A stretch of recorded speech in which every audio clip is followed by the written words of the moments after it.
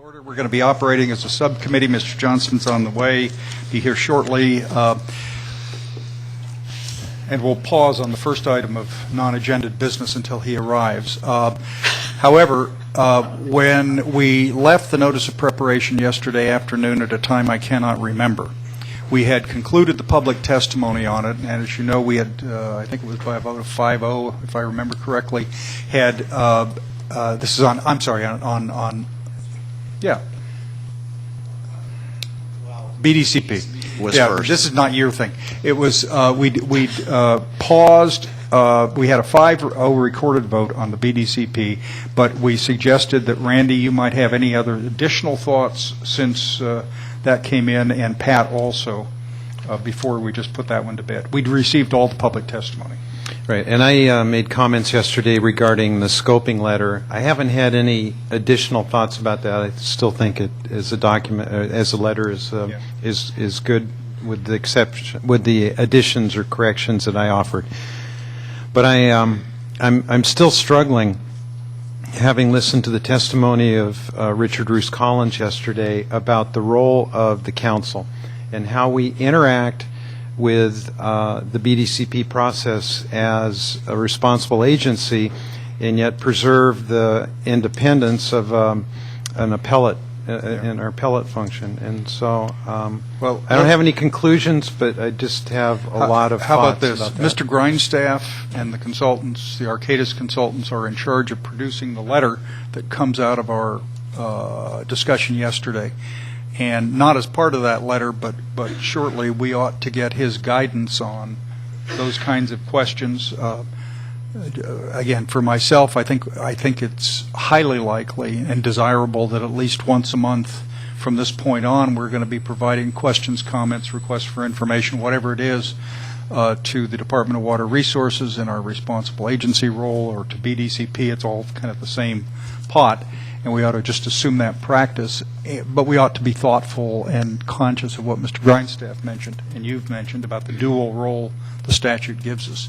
So, Joe, I think it's important to get that letter out as soon as you can, early next week. I agree. Whether we call it a scoping letter or a commenting letter, I don't know what the right terminology is anymore, that letter that we authorized is out. So, that's probably the best way to proceed, I think, right now. Again, we'll pause until Pat gets here, ask for his additional comments if he has any, and then we'll go ahead with that. Okay. Will do. Okay, Ms. Buchholz, on the notice of preparation, we went through a couple hours yesterday on the notice of preparation. Do you have any reflections on the notice of preparation, the discussion yesterday, open questions, issues, concerns? I understand that was a draft only. You're going to come back with another revision for our next meeting, which is November 16th, 17th, or something like that. I believe it's the 18th and 19th. 18th and 19th. So it's, not long away. What additional things do you need, or what clarification might be useful? I think that we received quite a good comments back, both from the council members and from the public. I think with the addition for the November version of a description of how the Delta plan would be utilized, I think is an important process that's missing, and makes this a little more confusing, so that we can talk about how the Delta plan would be utilized in consistency determinations and for consistency of the covered actions. Right. And so we'll definitely add those in. And we'll also, as I said before, we'll be adding sections on the finance plan and the governance as part of the alternatives. Yeah, and I think probably it would be helpful if members have comments and suggestions and all that, to shoot them to you and to Joe. We actually need it, and I'll just be saying this honestly from the public and the council members, we need everything by early Wednesday morning, because we have a very short turnaround to post for the next meeting by the 8th of November for the next meeting. Right. That would be great. Okay. Thank you. Good. Well, the no action called for. We just wanted to see if there are any additional comments and proceed ahead. So thank you very much, Okay. Ms. Buchholz. Members, one indulgence, it turns out that our newly elected chair of the Independent Science Board flew in straight from London or from England to be with us today, which shows that you're nuts. Every time I get off an international flight, I crash for 2 days. Mr. Norgard was elected as the chair, and Professor Healy was the vice chair. Do you call him vice chair? Is that what it is? So thank you very much. Thank you for be willing to serve on the Independent Science Board and getting drafted by your colleagues to chair the thing. Could you got to hit a little button on the microphone. It's right up here in the center. See where my thumb is? Right here, right up there. There Yeah, you and go. the Got yeah. it. Okay, I've actually been in California for 18 hours or so, so it's So you're semi-alive. No problem at all. The more amazing part was I taught a full day on Monday before going to London, so I am a little confused as to where I am, but I'll do what I can. I'd like to report on our first Independent Science Board meeting. It was September 3rd, 30th, October 1st. We had all members in attendance, all 10 members. I'm really pleased with the committee that's been set up. It looks like it's going to be a fantastic group to work with. We were briefed by you, Phil, and Joe, and Don, and Randy also pitched in. I think the briefing went extremely well, though we did have a feeling like, wow, the charge to the board is immense. And Well, but that's okay because we were required to select nationally and internationally recognized experts. I'm just reporting that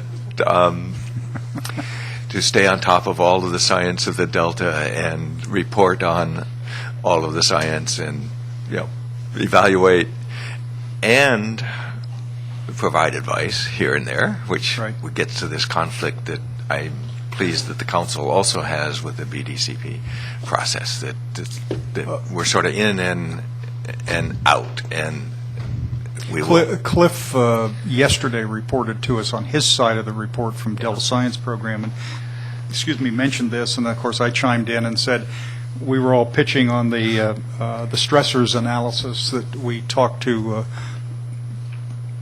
the board about. Have you had any additional thoughts other than that first session where we said, we really like you to do this and do it really fast, where you all looked, we I don't know, we something. definitely will come to that, and so that's the last thing I'd like to discuss. And but we'll let that unfold. So we went through all the formalities of the nominations, the elections of the vice chair and the chair. We were briefed on open meeting policies, and then we were briefed on the Delta Science Program, on the Interagency Ecological Program, on the Bay Delta Conservation Program, and we had an excellent conversation also with David Polakonsky and Jessica. I'm forgetting the second person. Pull that mic either closer to you or raise it up a little bit. And discuss the National Research Council's plans to respond to many of the same issues that we're responding to. We made some decisions, and the decisions are to meet again on December 9 and 10, and those dates were picked in order to coordinate with a December 8 meeting of the NRC in San Francisco. So we'd like to pull in a fair number of our board members to be able to attend the San Francisco meeting with the NRC and check in on how they're doing and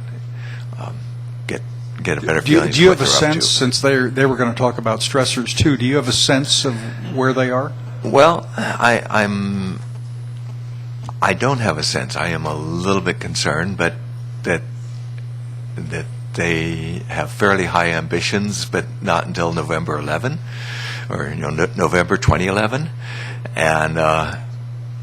and we need some information back to you sooner than that, and how their report will then back on our report.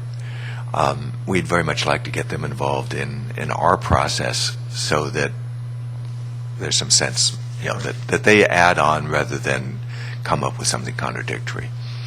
but just what their plans are at this state is difficult to tell, but December 8th we'll know more. We thought we would review the white papers. We will be reviewing the white papers, but the process of reviewing the white papers is not to have a Delta Independent Science Board up or down on the quality of those papers, but to have the board members participate in the reading and giving comments to the science program then sending those comments on to the council. And then again, this is because are we overviewing and saying, yes, this is good enough, or are we participating in the process? And when we're participating in the process, we don't make board decisions. I guess that's the best way to put it. We would like to have the resources of the board available for advice, but that's different than sort of saying up and down on the quality of particular reports. When we do that, we'll do that as a whole board.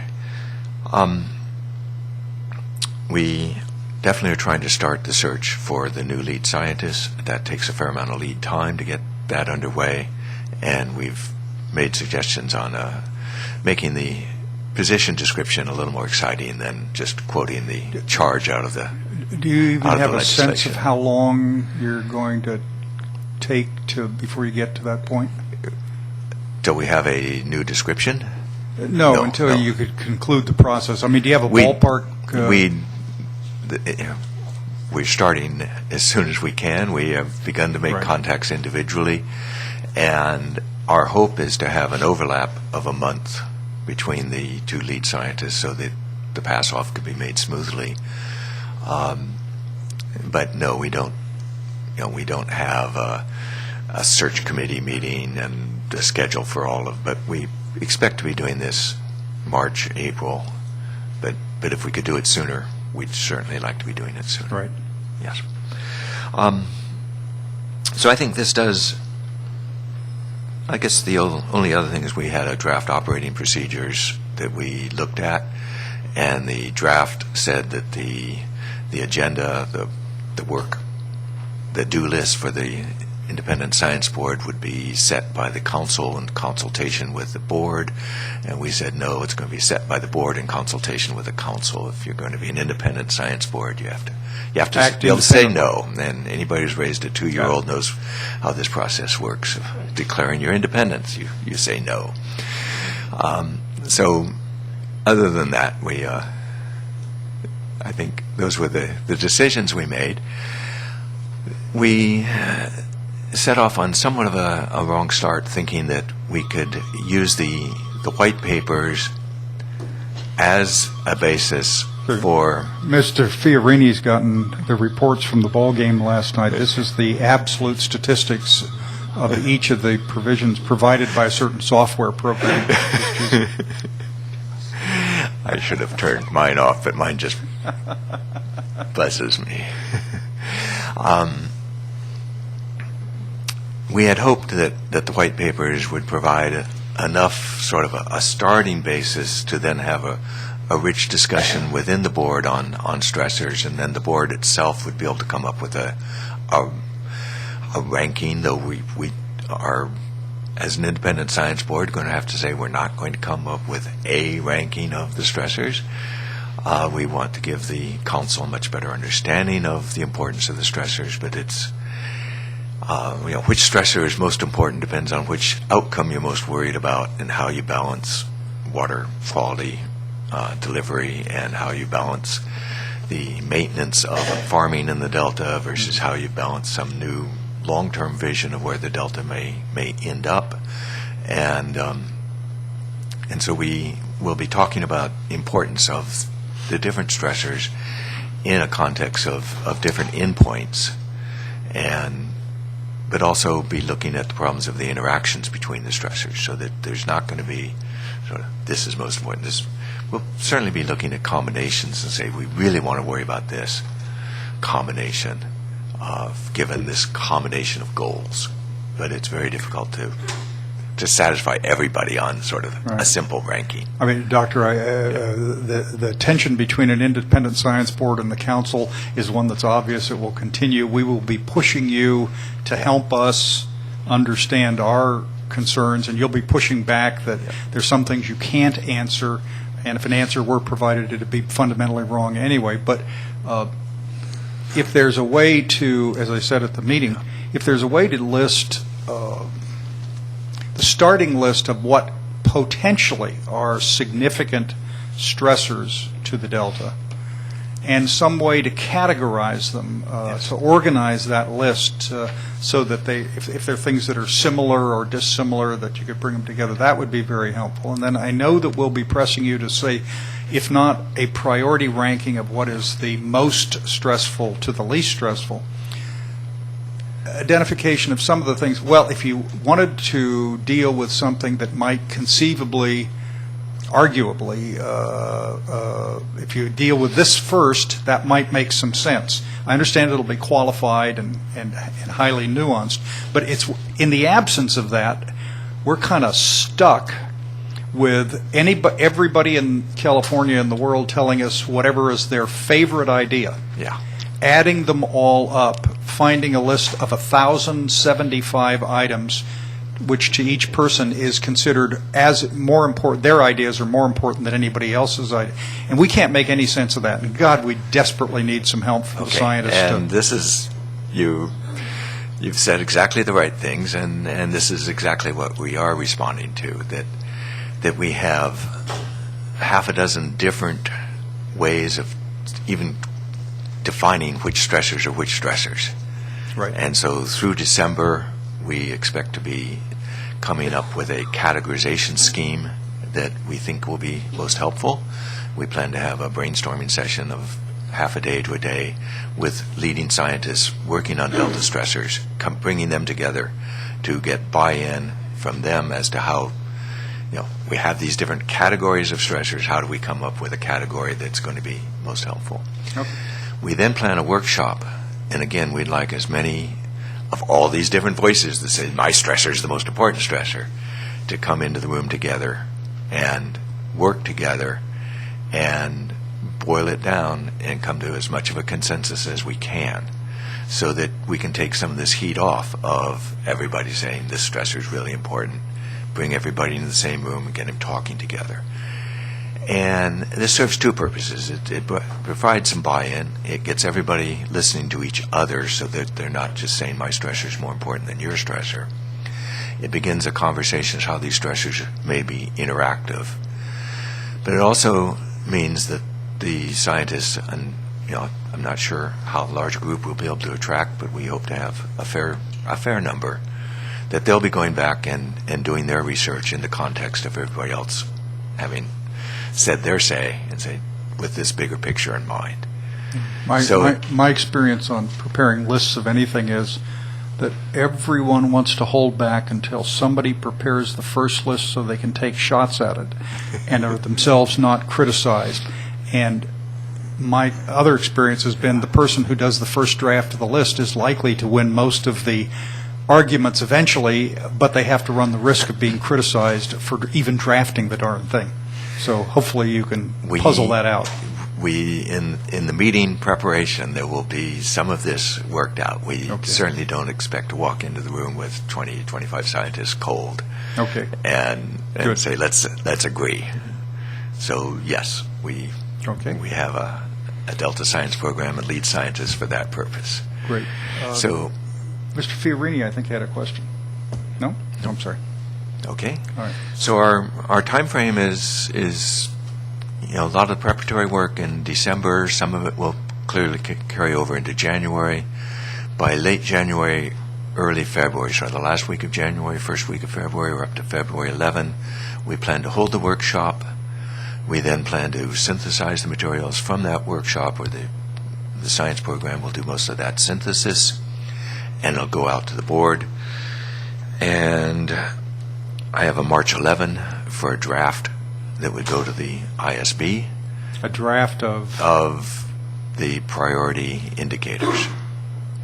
And then the board will look at it and discuss it at a Independent Science Board meeting April 7, 8, and then have it to the council by late April. Okay, well, I can just tell you right now, we're probably going to push on all of the deadlines for anything that we talk about, because, Yeah. as you know, we have to do our formal action Yeah. by December of next year, and there are various legal requirements on the plan and the environmental impact report, which push us to act faster. Yes, and I think, being reasonably experienced with some of these groupthink processes, it's a bad way to describe it because that's the negative connotation to it. But the Intergovernmental Panel on Climate Change has policymakers participating. The Millennium Ecosystem Assessment. You're and used to policymakers unreasonable demands for speed. We're used to bringing those who have to use the information into the discussion so that they can see the discussion and begin to formulate what they think how the outcome is going to be, but also have a sense of the richness of the process. And you can make unreasonable demands as we meet, yes. When Mr. Johnston and I were in the State Assembly, and we were there during Speaker Willie Brown's regime, he kept used to say to us, "Listen for the audibles," and then he'd never talk. And then we used to look for semaphore signals of what the decision was turned out to be, and that wouldn't happen either. So either that leads to a lot of freelance activity, or it leads to a private consultation. Anyway, I am reasonably certain we're going to work all these things out, albeit with a few rough spots, but that's the name of the game. Okay. Randy. Can I recommend that we attempt to have the final report done by your March 11th meeting? I can. You can. Thanks. I will take that into consideration and have another discussion and see if that's at all possible. If it is, it would be great, because that would fit our timeline much better than the end of April. I can see I should have started with we're much better than November 2011, but I should have threatened something in August and then negotiated for April. Oh, no. Look, we're used to negotiating in a political policy-making context. We know that game. Extend the deadline delivery date by a year beyond which you reasonably expect to deliver it, and then argue yourself down. But we're too cagey for that one. Yeah. Okay. All right. Any other questions? Doctor, thank you very much. Well, I think and thank you very much for coming. I right wanted after your to trip. just also close that the Independent Science Board will be struggling with their own time allocation problem with the time frame of how we do science versus how we advise the council, and with the same conflict you have with the BDCP. Or, at what point are you putting input into the process, and then you can't serve as an overview and independent judge, and at what point do you just say, Last no, we have to weekend be was the independent? annual conference of the State Bar Environmental Section down in Yosemite, and one of your colleagues, Mr. Mount, and I were on a panel together, and Jeff did his hysterically funny summary of different types of science, including combat science, blog science. I mean, it was a hoot. It was I saw the draft. I Yeah, wish I'd seen very the actual funny. presentation. very funny and useful. Yeah. And useful. Yeah. So, anyway, thank you you. very much. Thank you. Okay, appreciate it. A word to DSC staff. I just want to say it one more time. The letters that came from legislators in the Assembly and Senate do not come from the Senate or the Assembly. Okay? And the staff memo's written it the same way. So, it's not a giant deal, but it's worth paying attention to. Okay? Please. All right. Mr. Grindstaff, we are now to the white papers, I believe. Let's see. We are, but Mr. you Johnston, wanted did you have any other reflections on the BDCP Arcadis thing? No. Okay. So that's clear out of the way. NOP. NOP, any further thoughts about that? No. Okay. All right. Out of the All way. right. Okay.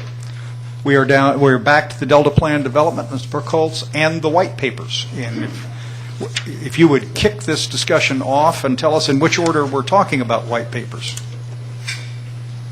Or are we going to do them both? We're going to do both white papers, but not together. Okay.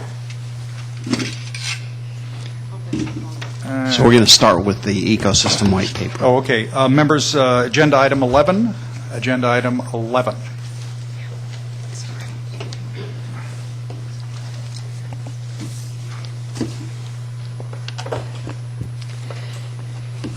We are beginning to bring a series of white papers to you this month.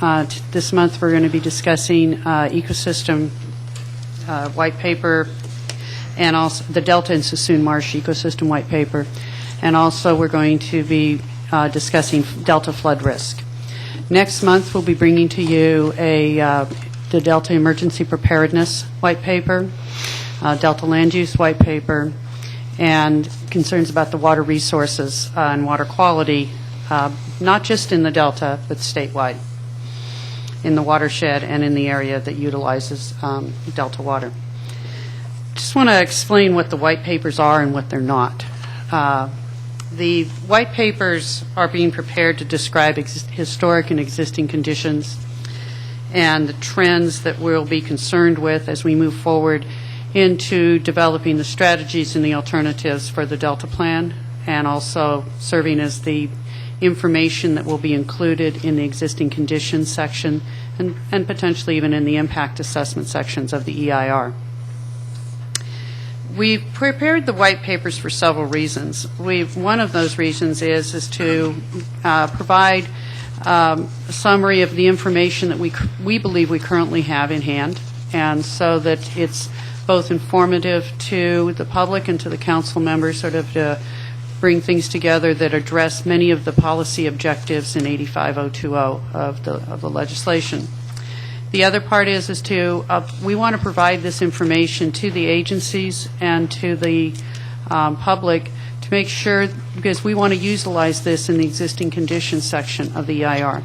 And this is a very rapid schedule, as we've talked about multiple times, and we would rather have an opportunity to provide what we believe is our baseline information that will be used as the baseline for the impact assessments in CEQA under the EIR, and get input from agencies and from the public to know that if there's additional information, or if we've incorrectly stated some of the information in their minds, and we can get that corrected before we have a draft EIR in the streets in June of 2011. So with that, we are also we're looking at this because of the timetable. We're not anticipating reissuing the white papers, because we're going to be issuing the existing conditions starting in December and in January.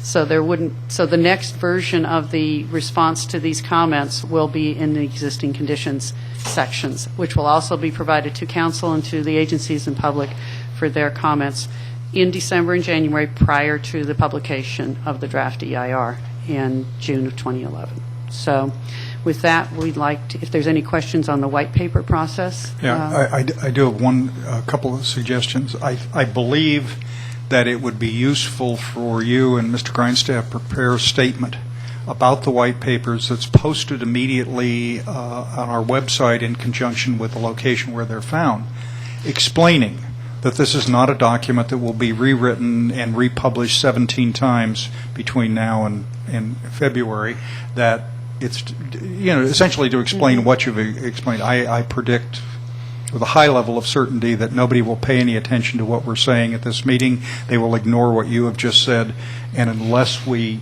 make it clear, including possibly placing it on the cover page of the electronic version of the document, that would just run into a lot of problems. We're going to get a lot of comments. We got one this morning from Contra Costa Water District with some detailed suggestions, but they understand how the procedure is going to be followed. Others might not, and that would be very useful to get up, Joe, fast. We will do that. Okay.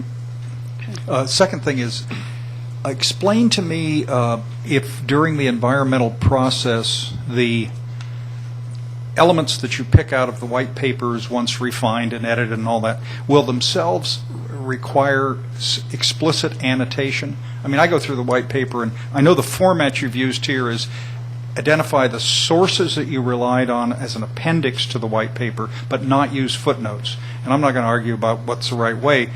During the environmental process, are we required to be more explicit about our sources of assertion, information, factual statement? We can do it through footnotes, or we can also do it through the appendices. What's your judgment? In my experience, we've generally put together technical appendices to keep the main document more readable.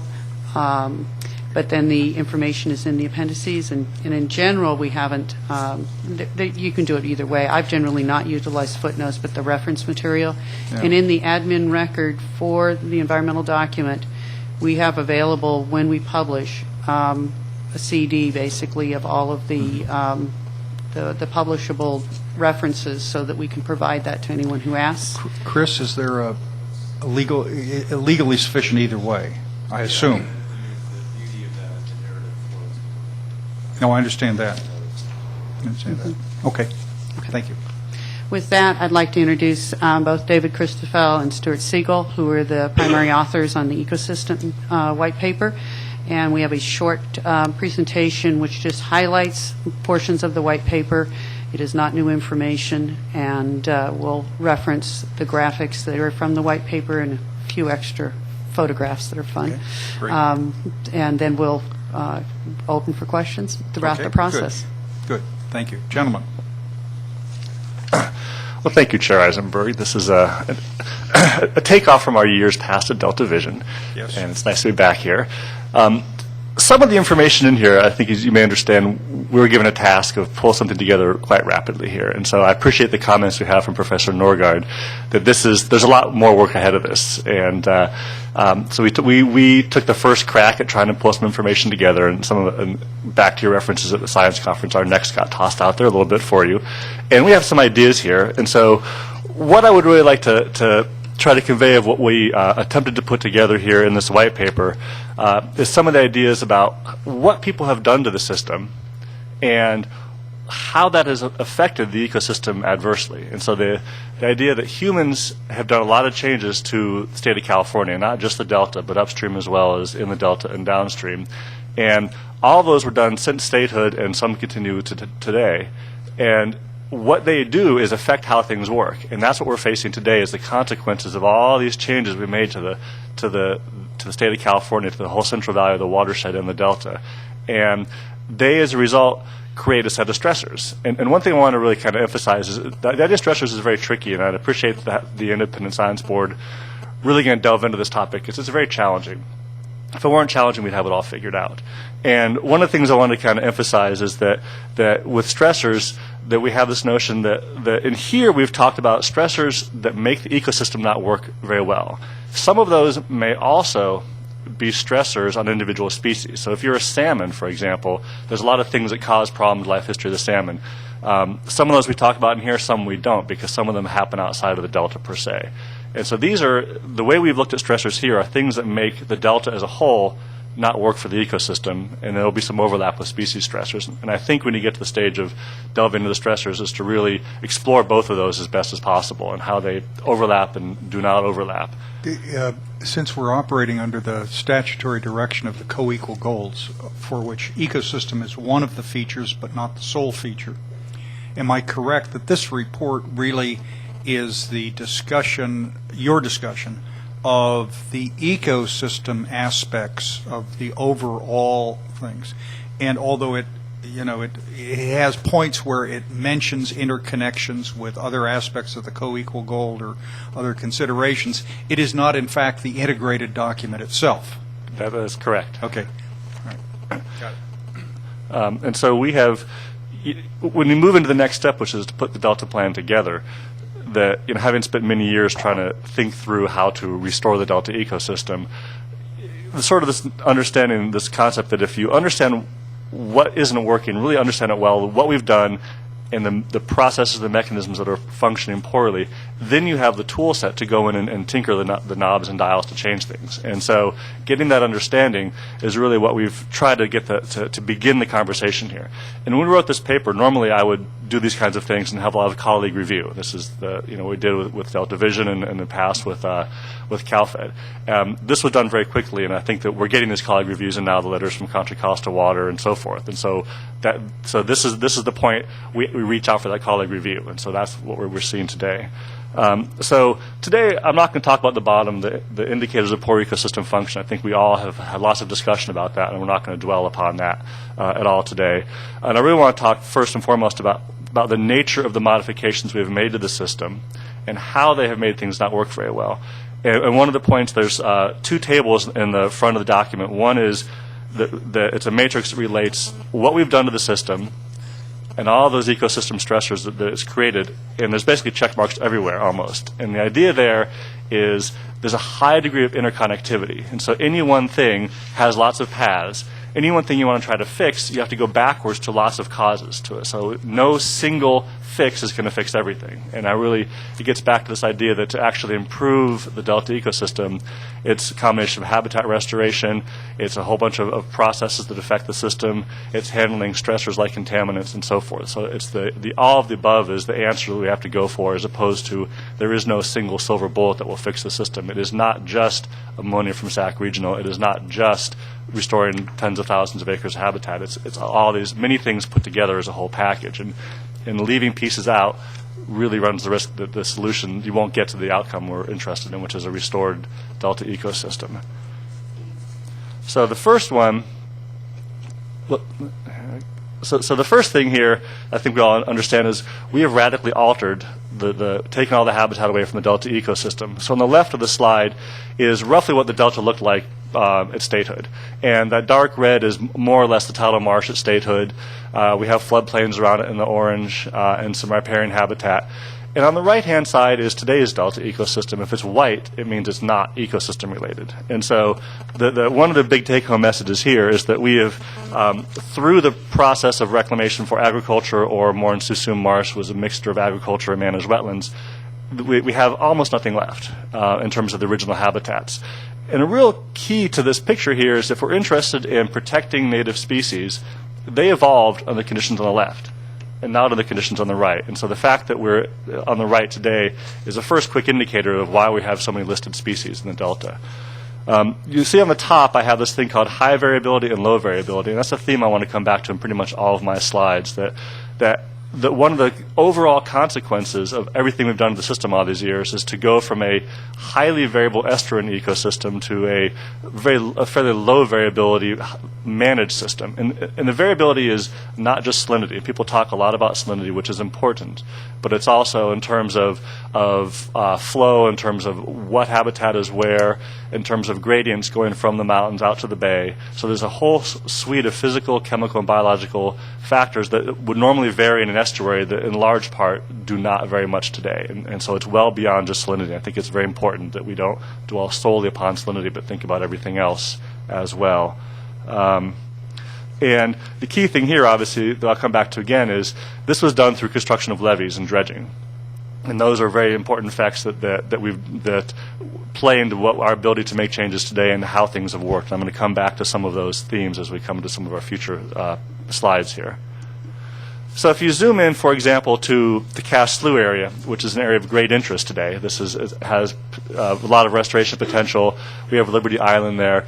This brings in the other element of flood protections and floodplains. Is that historically on the left, that what we call today the Yola Bypass was a natural feature in the landscape. There were several natural floodplains that the system had, and that we've now engineered them, confined them by levees, and have controlled weirs for their flows. One of the key features about those, the interaction between the floodplains around the edge of the Delta and the tidal marshes of the Delta, is that they're hugely supportive of native species. And they weren't fixed in space. On dry years, when there was much less water, things would move further into the middle. On wet years, they would move further up to the edge, and they were dynamic and moved around quite a bit.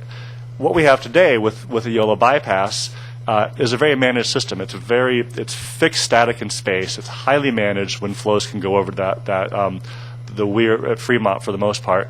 So we've created a situation that is very dynamic, which created variability. And again, this idea of variability, naturally, that we've made it very uniform and predictable for the most part today. And that has a real negative effect on the ecosystem function of the delta. And also, you can see here in this particular area is when we've lost quite a bit of the natural habitats, and there's a good restoration potential given the kind of land use that's in this area today. Now, if we go to the next kind of change we made, and this one is a more complicated, but this made the front page of the Chronicle in Delta Vision, which surprised me to no end. I thought this was a more subtle point. So on the left is a zoom in of that historic map, so in all the natural channels. These are those dendritic. I did not use the word rivers and dendritic streams. here anywhere. Yeah, but I've gotten used to it. That's good. Thank you. And on the right-hand side, we have today, and all the red lines on the right-hand side are channels that were constructed either for navigation or conveyance. And so, again, These are independent from the historic conditions that existed when in 1850, 1870, right? Correct. Yeah. Exactly. So all those channels on the right, those are the cuts we've made. What we've done, if you look at the left, we've done two things. We've built levees around lots of islands, and lots of the channels that were inside are gone. They're just part of farmland now. And then what's left is we cut all these connections. And so in the old delta, the historic delta, we had the San Joaquin and Sacramento rivers flowed through. We had Old and Middle River, but we had a lot of these dead-end channels. You branch off, and they would be dendritic, and they would dead-end. And the tides would go in and sit and go back out. And now what we have is a system where there's no dead ends anywhere. It's all circles. It's all loops. The entire delta is been made into a set of interconnected loops, 100%. And that has had two significant effects on the system. One of these, and this was brought about, again, by building levees and dredging. And the first of those effects is that the tides historically probably did not go anywhere near as far into the delta with as much of a tide range as they do today. And so by taking all the marshes away, they absorbed energy. So when the tides came in the Golden Gate, they hit the delta, all that vegetation, those marshes absorbed the energy, and the tide range was much smaller. Today, we've straightened these channels, we've dredged them, we've deepened them, we've made levees out of them, and there's nothing to impede the tide flow. And so the tides come in much further into the system, and it's believed the tides in Sacramento today are much higher than they were at statehood. So the tidal flow goes further into the delta under certain circumstances, and the tidal level is higher? The tidal level, exactly. So Okay. the reach of the tides actually goes further upstream today than probably, and this has still been worked out, than it did historically. But this is the supposition, is that now the tides can go much further. And it has had the effect that it brings this whole issue of salinity intrusion and salinity variability. When you have dredged deep channels, it can bring the salt water, which is heavier and sits on the bottom, can go further upstream if you have a nice deep channel.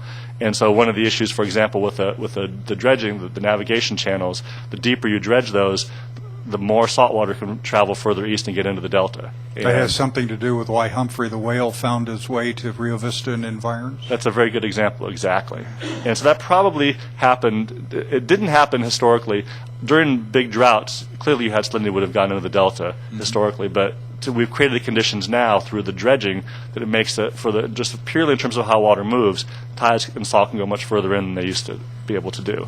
And there's a whole historical record back in the 20s and 30s of people trying to push fresh water back out to fight that. Right. By the way, one thing I noted is your chart on the constructed channels, the one on the right, is also used in the flood white paper, and I think it's really useful to where the information is applicable in different white papers to start seeing the same charting.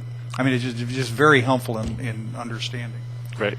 And that map that came out of the Department of Water Resources, the Delta Atlas from the mid-'90s, and I just went in and colored everything red so you could see them better. Right. The second thing this has really done, because we have converted the system from a series of many dead-end channel systems to a bunch of connected loops, is between the river flows, the exports, and the tides, the system is very well mixed. When the water comes in, it can go anywhere and everywhere. And that is a very strong departure from natural conditions.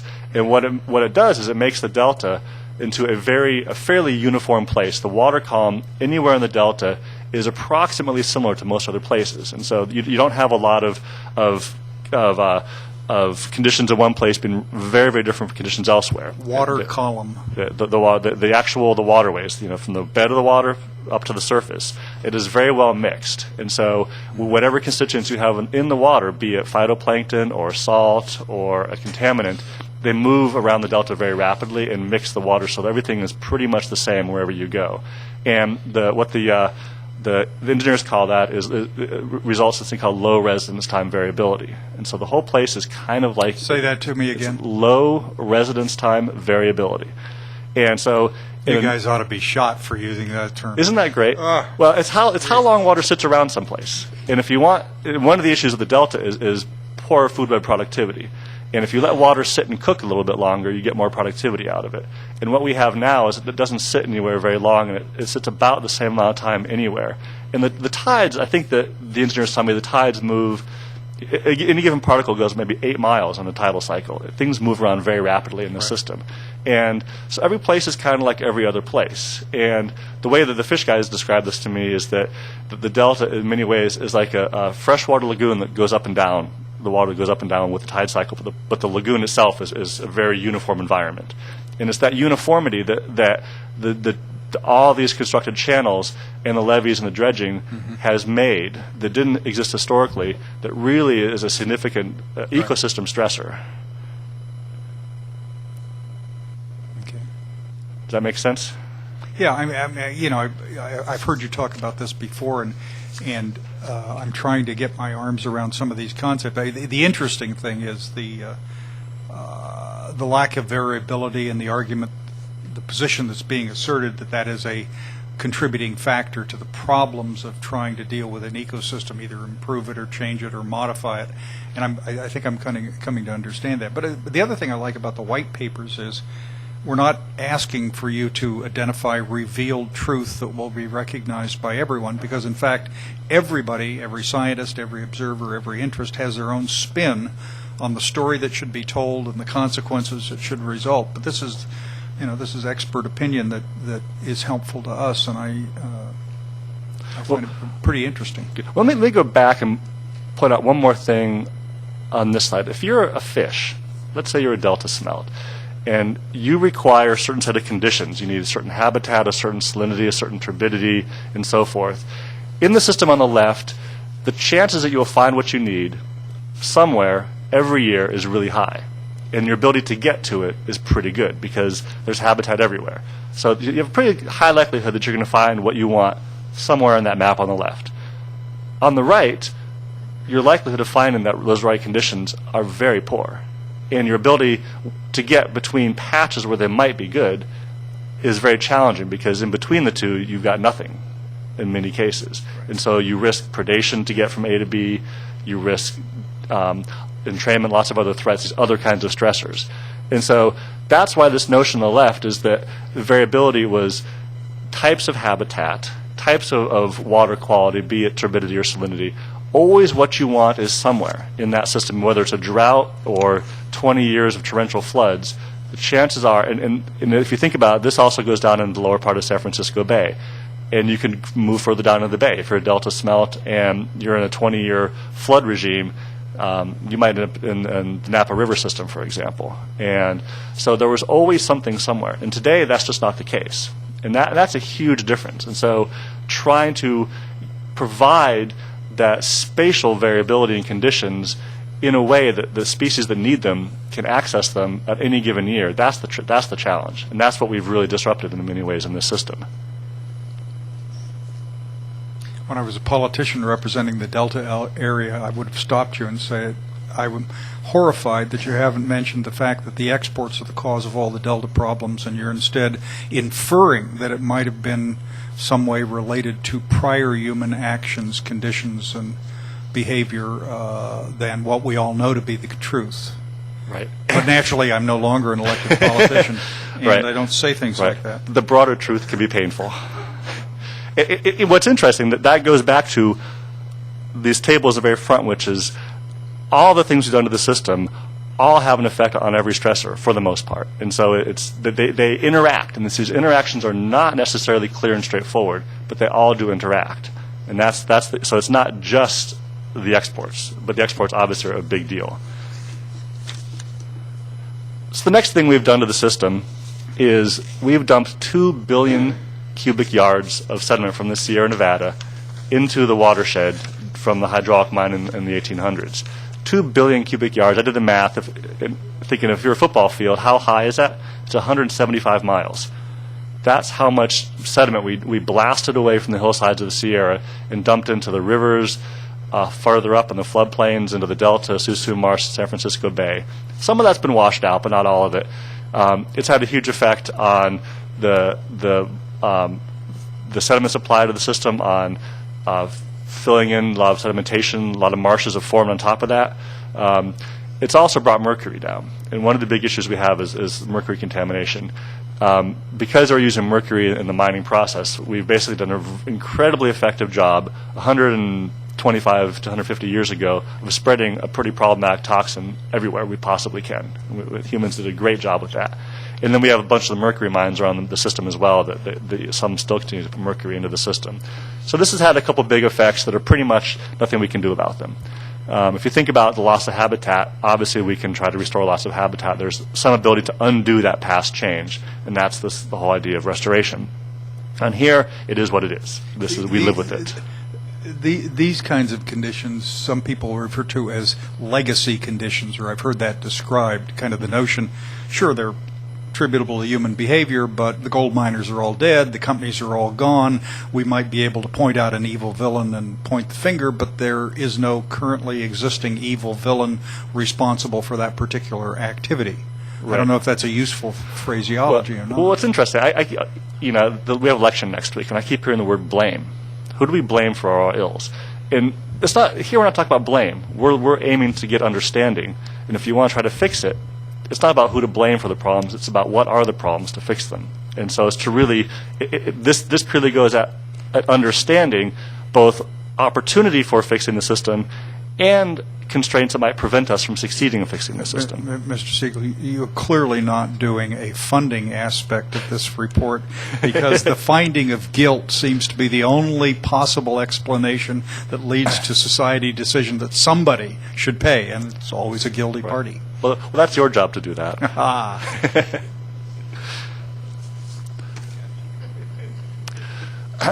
So the next part of what we have done to the system is constructing a very large number of dams. This is the legacy of California, the state and federal water projects, and others, be they hydroelectric or other, that have had a lot of effects on the system. One of the things I would say is, for the most part, undoing the dams is very difficult, but it's not impossible. There's effort now to take out the 4 dams on the Klamath River, and that is a pact that's been approved recently after a couple of decades. That's unusual, and there's discussion to take out Hetch Hetchy. That is unusual. It may or may not go somewhere. I just offer up that it's that putting undoing dams on a list of actions is a challenge that I'd rather work on other things that have a higher likelihood of success in the near term in making changes. But fundamentally, I think we all understand when we built dams, we really regulated flows. We cut out a lot of flood flows. We really cut off the flows that activate floodplains, which are really important for the ecosystem. Dams have had a huge effect on managing variability in the system. Is that they're really designed all about controlling the water, and they're very good at it. And we've developed them for water supply reliability. We've developed them for flood protection and for recreation, and they do their jobs quite well. And there's, as you probably will understand, there's immense effort goes into managing these dams. There's releases for fish. There's everything. So they have a huge effect on the system. They also retain sediment behind these reservoirs, and we are moving to a future of less sediment in the system, which may make restoration more challenging when combined with sea level rise. So these dams, they definitely have a huge effect on the system that we have to tackle and address when we go for ecosystem restoration. And it comes out in the terms of flow criteria, because these are the places through which flow would become made available in reasonable part, at least. So they have a big effect on the system, and I think I don't need to dwell too much on those. That's probably the most understood of what dams do to the ecosystem. This next slide, let me spend a couple minutes with this one, and there's a few variations on this, but what I tried to do here was go back from almost statehood 1870 on the left to the present and really illustrate the nature of how humans have developed the water supply of California. And the one thing is a bulk of this development is post-World War II. It's classic United States. There's a lot of the population growth in the state of California, increased agriculture. A bulk of the work we've done to change the system has been done since World War II. Not all of it, but most of it. And so on the top, what we see is total reservoir capacity. This is statewide. This is statewide. And so the bottom, the darker purple, is the piece of that is the Sacramento River Basin, and the lighter purple lavender is the piece of that is the San Joaquin River Basin. And so the total storage is a little bit shy of 30 million acre feet, approximately. But that is not the total storage in the entire state. No, this is in the watershed, I believe. In the watershed, yes. That's correct. Right. And there's a couple new dams that were brought online recently that probably aren't in that data set. I think Los Vaqueros may not be reflected yet in this data set, and then Diamond Springs in Southern California. Diamond Valley. Right. So, those add some capacity into the system as well. But it's quite a bit of water. Just a suggestion, Joe. DWR has a published list I've seen before of the major top 200 capacity storage facilities in the state, a list not dissimilar for this. That might be useful for the council members to get. I think there's also another one that tries to list everything except the really tiny ones. Don't do any work on your own. Both of those are already in the Water Resources white paper that you'll receive for the November meeting. Good. Great. Yep. Okay. Yeah, that'll be very helpful. Yep, I looked at those, and since they were in the other white paper, we didn't put them in here, and I tried to sort of summarize it by using this as a proxy for that. So the middle bar is the diversions and exports from the delta, and one of the things I did in this graph was the y-axis on that middle bar, 1 million acre feet, is the same vertical scale as the storage on the one above that. So it's 0 to 10 million acre feet y-axis for the diversions. In that same height, we go 0 to 30 in the upper one. That's why it's a much taller graph, so that when you look visually at this graph, you can see the amount of water diverted and exported compared to how much we store in the system here. And so there's a direct visual analog. So if you look at the bars on the diversions and exports, you can see that they're about, the peaks around 8 million acre feet, and that's roughly a third of the total storage we have in the system is what is either used in the delta or is exported from the delta. And that the increase, you can see there's the gray shades of droughts in there. So when we've had droughts, we've had a very significant change. That's on the right side of the middle chart, right? Exactly. Yeah. Exactly. So you can see really the bringing online of the state and federal water projects and the exports from the delta in those in the kind of brownish-looking bars in the middle graph. That the federal project became a little more uniform earlier, but we've had a growing and somewhat now partially stabilized total amount of exports and diversions in the system there. And then the bottom is the acres of irrigated agriculture in the Central Valley, because something on the order of 80% of the total state's water use is agriculture, and a fair portion of that goes to Central Valley agriculture. Not all of it by any stretch, but a fair portion of it does. So you can just see on the bottom when we brought agriculture online. It started early on in statehood. Post-World War II was a big climb approximate to present, and you can see it kind of declining in more recent years, which is a combination of population growth, converting farmland, and land retirement for other reasons. What's the dotted line? The dotted line is a sort of projection of where things are at right now. Okay, because you don't get the hard information until 5, 6, 8 years after the date. Right. That's correct. And one of the points that one of the folks on the science program wanted me to bring up, which I thought was very good, is that in the delta, the part of that bar that is the in-delta diversions is the bottom roughly 1 million acre feet or so number that's relatively static. And agriculture in the delta, for the most part, has been annual row crops historically. It's been corn and tomatoes and alfalfa, for the most part, not entirely. And there's been a fairly significant, apparently, a recent shift in converting a lot of the ag land in the delta to perennial crops, grapes, orchards, things that take many years to develop and harden your water supply demand. And they by being perennial crops, they need to have the irrigation. in a very similar way from year to year in order to make those crops produce. And there's been apparently a pretty big shift in the past 5 to 10 years of converting to a lot more perennial crops in the Delta. Well, it's not just in the Delta. No, correct. It's not just in the Delta. That's correct. But when we look at in-Delta diversion in agriculture, just in the Delta alone, there's been that big shift, which has the effect of hardening that water demand for in-Delta agriculture. And Well, it must mean that the water supply expands to meet it. exactly. Right. Well, but to counter that too is that you can look at agriculture that, depending upon the row crops and your irrigation pattern and so forth, where you may flood irrigate, with your vineyards and your orchards, you've gone to drip systems, even if you're taking diversions off the river in a lot of cases. That's correct. And So you may harden the supply, but you may not expand the volume necessarily. That's correct. And I was on a field trip recently, and there were several Delta farmers that came along and had some really fantastic conversations with them, and their use of different irrigation technologies. One of the farmers was Russell Van Lobensel's, and he mentioned that they grow pears, and that they were told you can't do drip irrigation on pears. It doesn't work. And they did drip irrigation on pears, and it works great. And so there are methods that they use, and my takeaway from talking to them is they're very smart. They figure things out. They try to make it work as best as possible. And it does. There's a difference between hardening demand and the absolute magnitude of demand. And they're very separate topics, absolutely.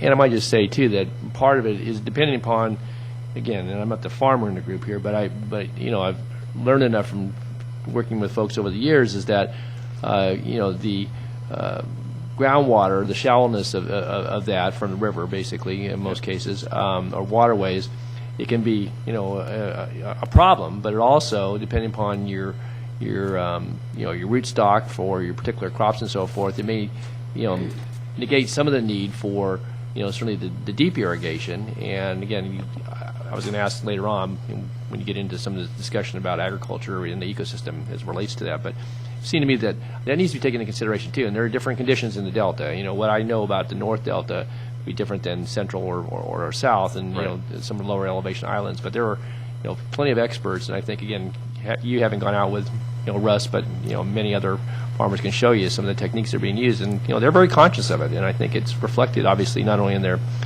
productivity and certainly their pursuits, but also I think in the way they treat the water as a very valuable and essential resource. So. Right. That's right, and using the groundwater as an irrigation tool is a very effective strategy. If nothing else, it can replace the diversions that they use, which have fish entrainment issues in some cases, and so there's huge flexibility there. And I would be surprised if the farmers are not being very creative and really working hard to make that work well for them. Absolutely. Randy, you had a question? Yeah, I thought you did a great job on the white paper, and I thought it was filled with lots of facts, and I'm sure there's going to be some comments about things that should be changed. But as I'm listening to you now, it's obvious that you're not familiar with agriculture, and I just would caution you not to offer opinions, but just to stick to the facts. Right. It's true. I'm an environmental scientist, not an agricultural scientist. Right. That's right. So, Right. And I just wanted to bring up that point that was brought to us in some of the reviews here, and so I'm happy to move on to that. But I was asked to make sure to bring that point up here, and I think there's a lot more exploration in how agriculture does work and can work that is very, very much worth following and exploring in more detail. I agree with that, but I think it should be in the setting of an informed discussion and not offering opinions. Mm-hmm. I value the work you've done, and it's just a caution that when we talk about the specifics, that we ought to have assemble a group of people that are familiar with the facts. Yeah, okay. I appreciate that, absolutely. All right, so this next slide, going back to the idea of variability, and so what this slide is showing has to do with the change in delta outflow 3 different time periods since World War II, 1949 to 1968, 1969 to 1985, and 1986 to 2003. And so this is percent change of what is called unimpaired flow. So if we didn't alter if we didn't take any water, have any dams, no agriculture, nothing, the water just flowed out of the system. That's called unimpaired. And then historical is what actually occurred, and this is delta outflow. And I did it as a percent change, and this is no big surprise, that when we developed the water supply, that the time of year, a lot of the time of year we're diverting water out of the system. And so from roughly November through August, we see a percent change in how much delta outflow. And so that the reduction of percent change, that's water that's being used somewhere in the system, be it upstream of the delta, in delta, or exported from the delta. And so keep in mind that these are percent changes. So in the wintertime when you have very high flows, if you look at the January, February, they're small percent changes, and those are the biggest flows of the year. Whereas we look at October and September, and this is ultimately the point I wanted to really bring forward in this slide, is that we used to increase delta outflow in September and October to help maintain salinity in the delta, and also I think there's for part of the water quality standards for Suisun Marsh was to get some fresher water into Suisun Marsh. But again, these are percent changes. The absolute amount of water is very small in the summer and fall. It's a very low flow time of year because we've had the rainfall and the snow melt have all gone away for the year. So the key thing here ultimately is, in this concept of variability, is that the natural system had very high winter flows, and then the snow melt lagged into the spring. And then by the time we got to late summer and early fall, we had very low delta outflows. And that was the natural variable conditions of flow out of the system. And through water development in the state, we have done two things. We've flattened the variability in part by taking water out of the system during the wetter parts of the year, and then adding water back into the system in the really dry times of year. And the effect of that is to really dampen that variability in the system quite a bit and make things more uniform and less suitable to native species and more suitable to the harmful invasive species that we see in the system that are a big problem for us today. And then the interesting thing, of course, is that in the most recent time period in the green, that our fall conditions, that there's no green bar on the far right for September because it was 0% change. And so we've gone away from increasing these early fall outflow conditions, probably for a variety of reasons that I don't want to jump into right now. I'm not as expert on that, all the flow management, but that has changed to some extent here as well. And these, there's ample discussion. It's a ripe area about salinity variability management of the system. It's a very important, very complicated, controversial set of questions there. So ultimately here is really just to get a sense that through the way we've managed it, either by diversions or by releases, dampened the variability of the system, which makes it more uniform and less suited for the native species in the system that we are looking at doing restoration for. So this kind of goes back to your question earlier, Chair Eisenberg, how we've really, the whole idea of what the effect of the Delta exports has been. So on the left is a very simplified version, the historic map from the 1870s, that before we changed everything, the river flows came together in the Delta, flowed west. That's, that was the natural estuary of the system. A lot of complexity and detail involved in that, obviously. On the right-hand side, we have a very different environment. Rather than the flows coming together and going to the west, where we had gradients of many sorts that went from the rivers to the bay, what we have now is a system where a lot of the water goes from the north, the second river system, to the south to the export pumps. Much of the water that comes out of the San Joaquin does a U-turn and heads back to the pumps. And the way that gets reflected in flow criteria is on Old and Middle River, what are the negative flows allowed at Old and Middle River? And those rivers flow upstream, and the criteria all around what's the magnitude of that upstream flow of those systems.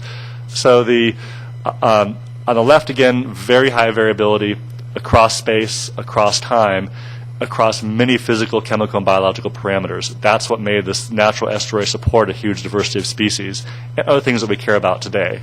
On the right-hand side, very low variability is that we don't have those gradients anymore. We have a very different situation on San Joaquin because there are salts that come out of the San Joaquin as well. A very non-estuarine setting that goes back to the idea that this place is a lagoon that's fairly uniform in water quality that bounces up and down with the tides.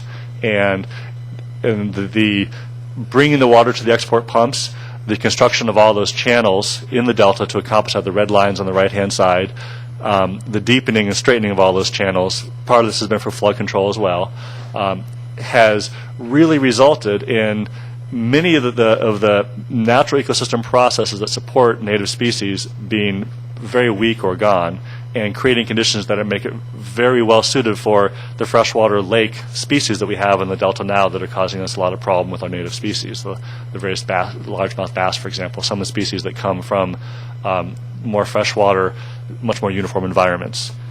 And so this slide really,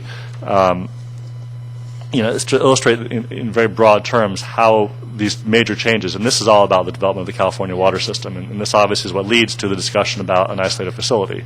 That's one of the solutions, the methods that might alleviate this to some extent. So just here quickly on the harmful invasive species, we have this, several. The main message here is we're going to have more, and we don't know what they are when they will show up, but they will. That's the only certainty here. Controlling what we do have, some might be amenable, some might not be. They have lots of different effects. They can compete for native species. They can prey upon them.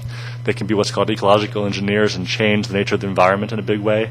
So these are just some of the common species. The striped bass is what my fisheries friends call the naturalized species because they were introduced so long ago before we changed the system, and they're more estuarine-like than many of the other species.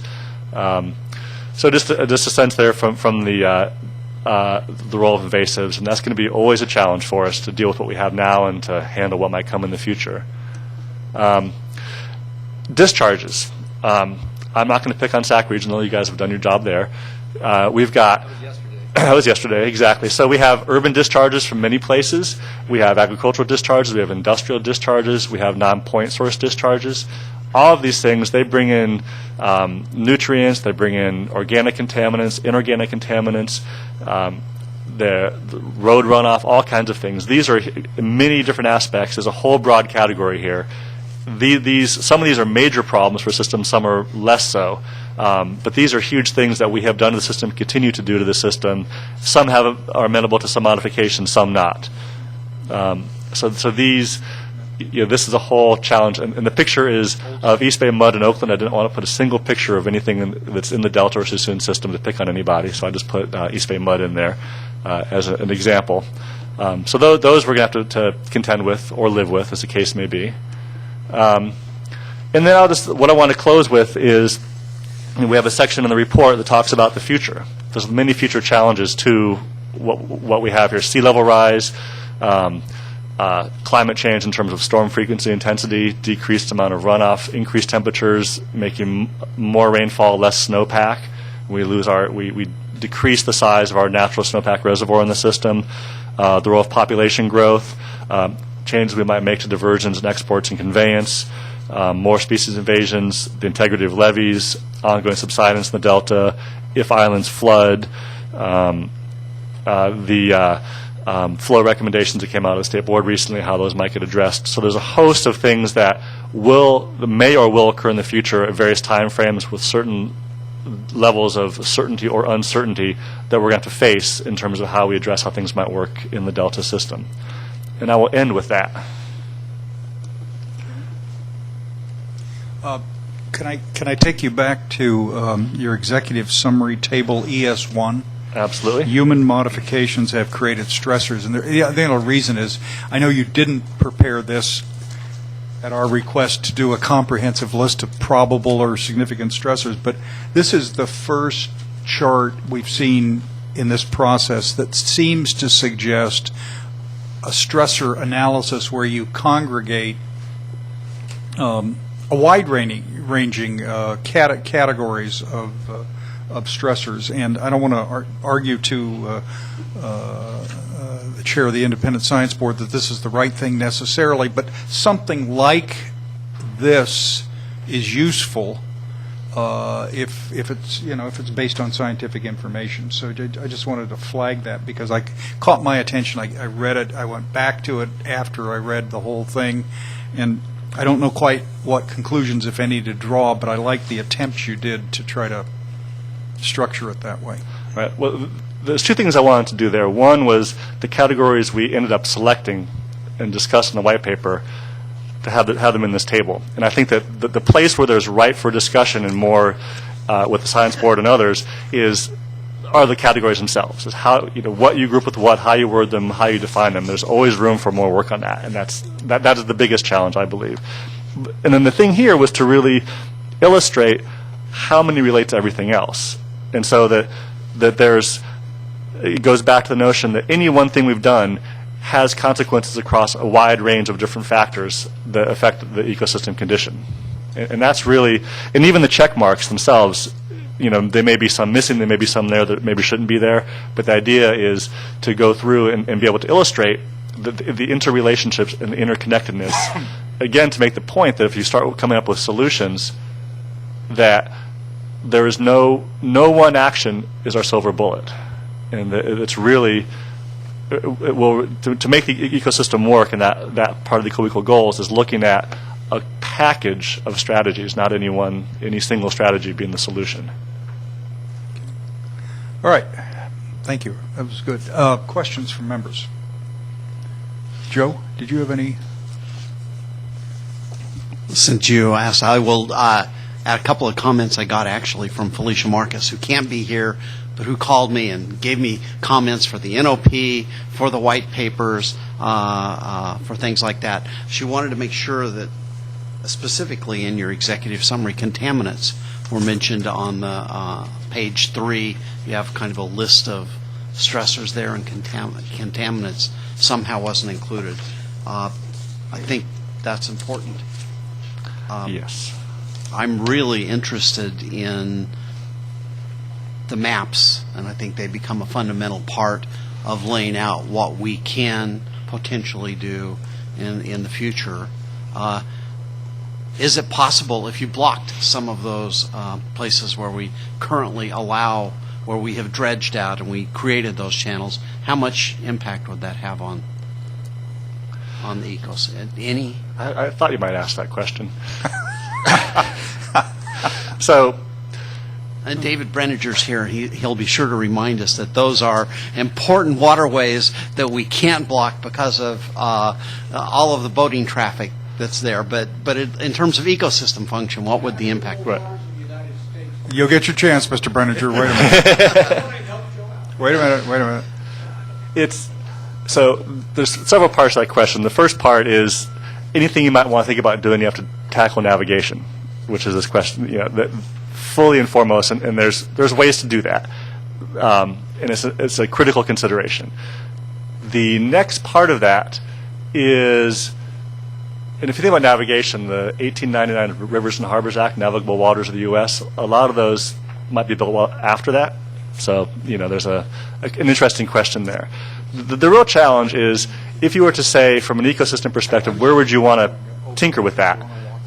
The way to get there is with the engineers who really know how to use the computer models for the delta, and do a lot of scenarios. And you have ideas of what might work, and put in either complete or partial. If you want to deal with navigation, you could do, you block enough, but you leave ample space for boats to get through. And there's the examples of that. You can do boat locks. There's a variety of strategies for that. You could do, if you look at the salinity control gates in Susu Marsh, they have a boat lock on one side.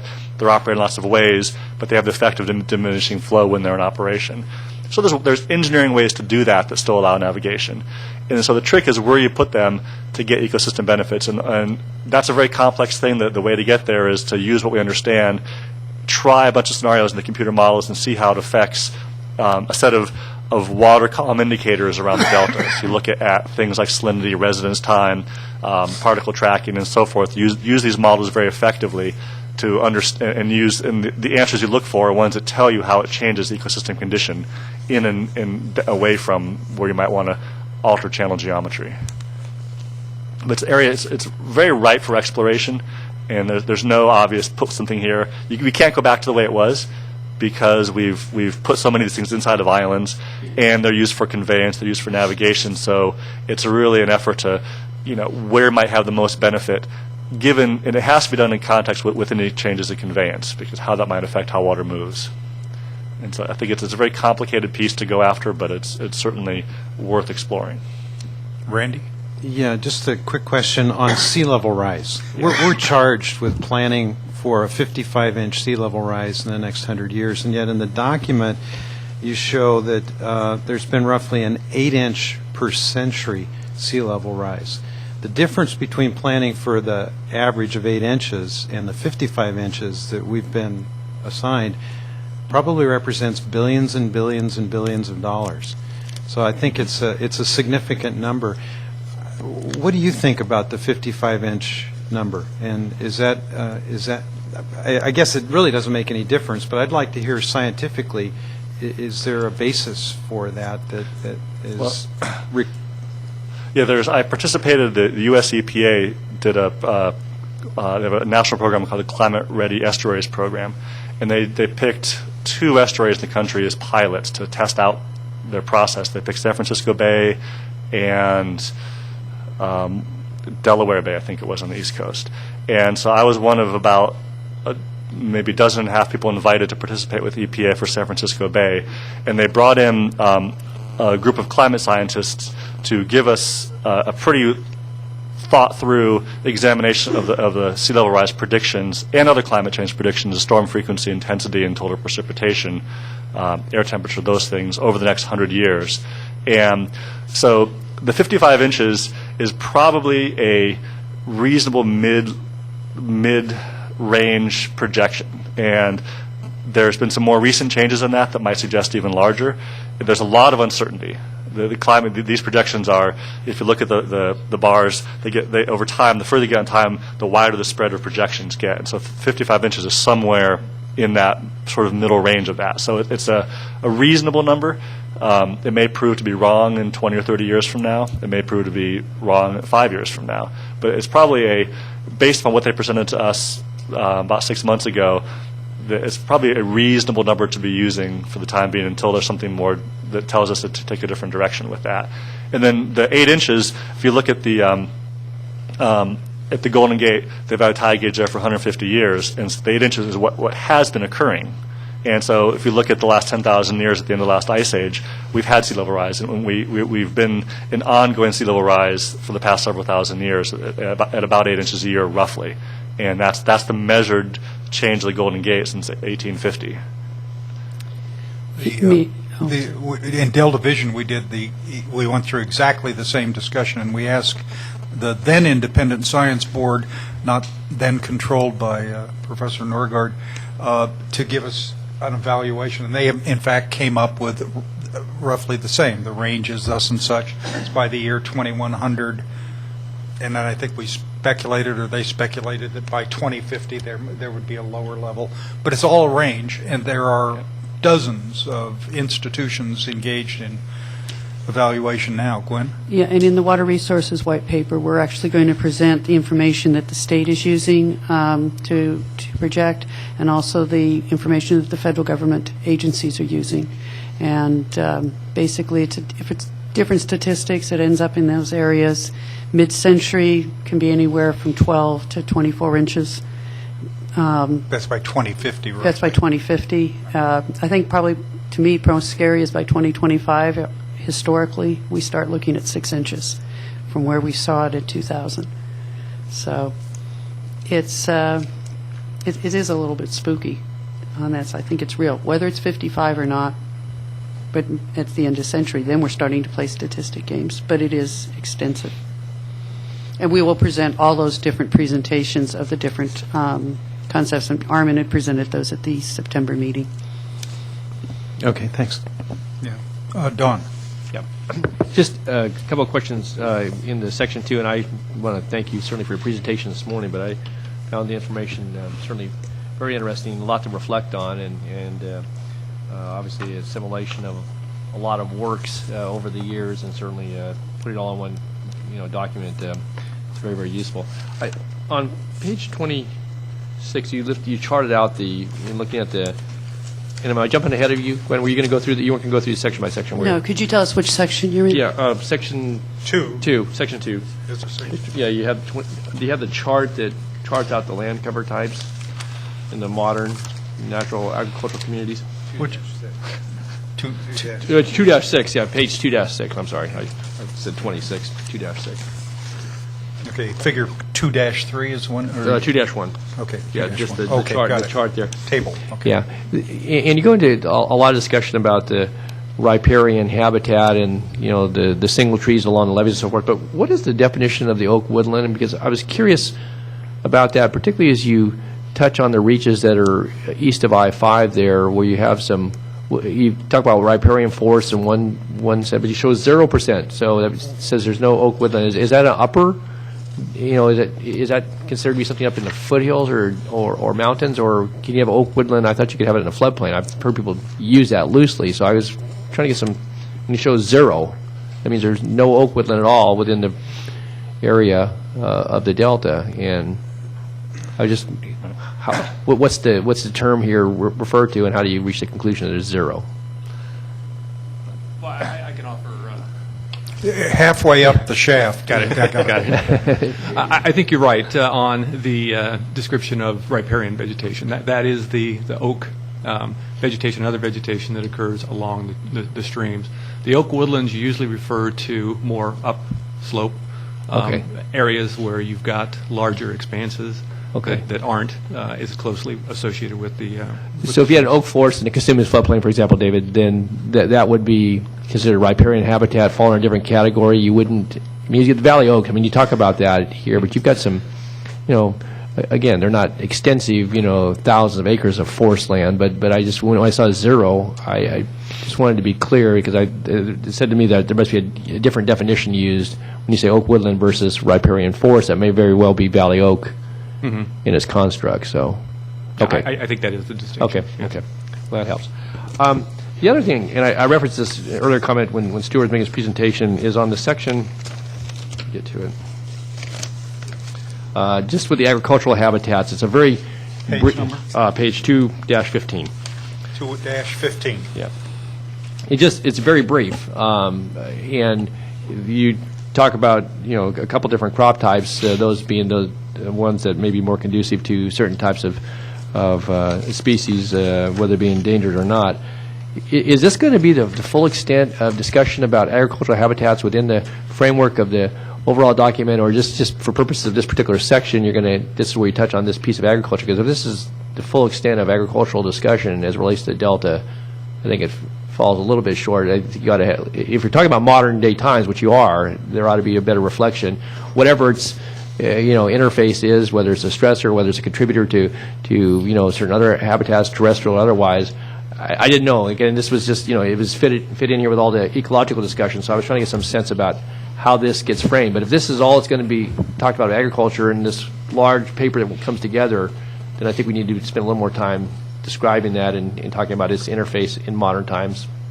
I think there's maybe 2 parts to that. Okay. One, that we didn't take on the charge of trying to really give a good description of agriculture in the Delta in this white paper. It's a more involved task. I think part of what was tried to get at here, and whether it does it well or not is an interesting question, are picking out types of agriculture that today have some pretty demonstrable ecosystem function right now. So there's a lot of wildlife do use agricultural lands, and really want to draw attention to the fact that there's very definitive wildlife benefits to certain kinds of agriculture, and that we want to draw that attention to that, make sure that they're credited and understood. And so greater sandhill crane, Swainson's hawk, a lot of these species really do use that habitat very tremendously. I remember back in Delta Vision, I had this early task of, if you had $2.5 billion to spend, what would you do with it? And I had a category of a large chunk of money towards wildlife enhancement on agricultural lands, because there's some really demonstrable benefits there. So I think the idea here was to really draw attention to those kinds of agricultural lands that have a very well-established benefit to a number of important species that we care about here, or that might be adversely affected by doing restoration work. Well, the question is an important one. The pending white paper on land use will have discussions of agriculture. Ms. Burkle, how extensive will that be? It may become more extensive. It may become more extensive now. Well, I'm with Supervisor Natoli. I think because so much of the Delta is currently devoted to agriculture of one kind or another, I'd like to know more about it. But the other thing is, I'm also conscious that the data sources for the statutory Delta are not easily findable as you have state information or county information. And you're resorting, I guess, to going to what? Census data by census tract to find, I mean, how do you do For that? agriculture, what we use is both, there's information from the county, and there's also information from the extensions, the ag extension services that we use. So and that will give you, Farm Bureau. that'll give you acreage, it'll give you type of crops, it'll give you gross value, gross sales. Absolutely. Is that Yeah, the gross sales information? They give you farm gate, yeah. How long of a chronological history of that information is available? You know, it's not currently in the land use white paper, but I know in previous projects I've had things that have gone back into the 80s with ag extension. The reason, this is just for me, I'd sure like to see. I mean, those are generally by county. They're not mapped. And I understand, and that's one of the things that makes me pause. But what I'd love to see is I'd love to, God, I'd like to know from the completion of the creation of the levees in the Delta, whenever in the Dickens they were finished, late 1800s or so on, to today, has there been any appreciable growth or shrinkage of agricultural land? I'm sure there's been changes and modifications. We may not be able to find it.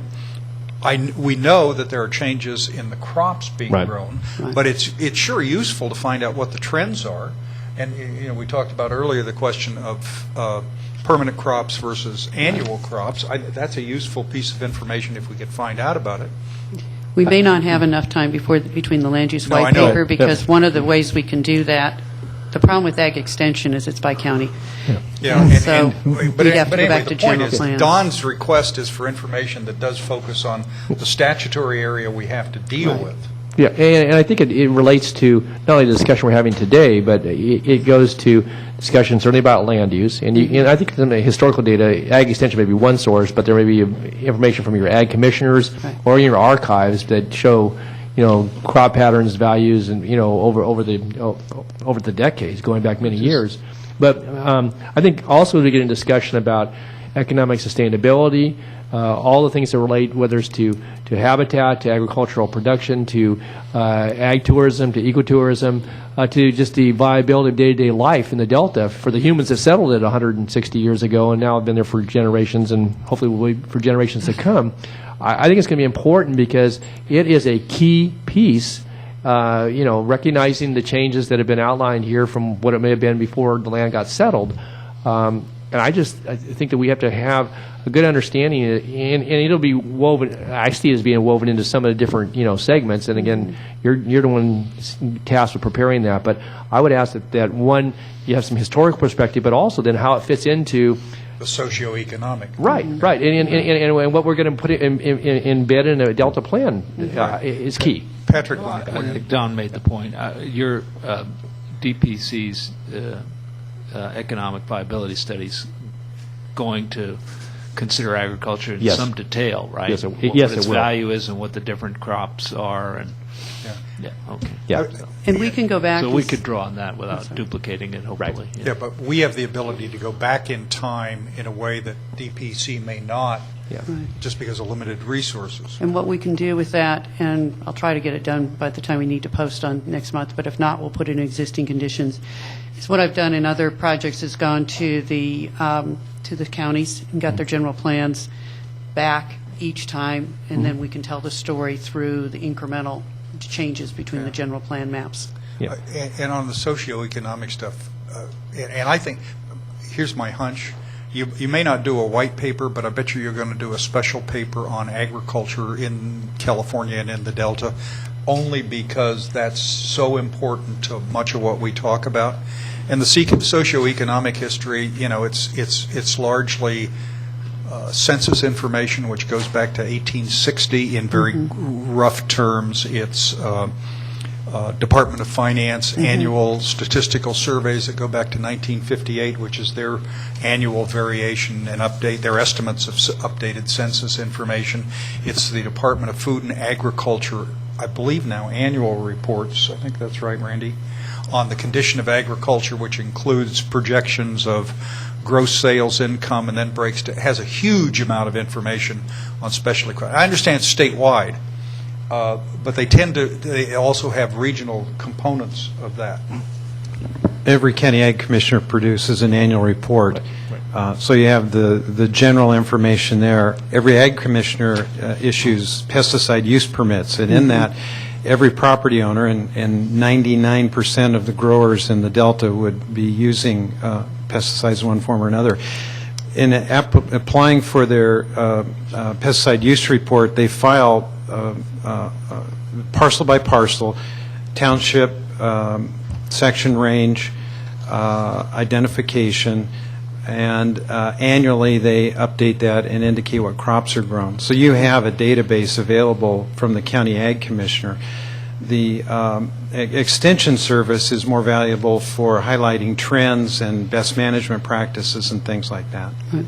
Well, we'll collect this. I don't, because of the timing for posting for the November council meeting. Yeah, there isn't maybe enough I time to do it suggest in 3 weeks. we but- could do ag white paper for the December. Yeah, based on the four of us, I think there is enough interest on the council to have a specially focused, and for me, I want context and trends for as long as we can get it, because, you know, you tend to, it's human nature, you tend to think that everything today is the way it's always been, when in fact, you talk to an old-timer who's been around and said, oh, no, that's, you know, it wasn't like that at all, and 20 years from now, God knows what it's going to be. So the context, the framing, the information on rough equivalents of gross state product as divided by counties, which is available, has to be speculative for the Delta because they don't estimate. But anything like that, that becomes very key judgmental stuff.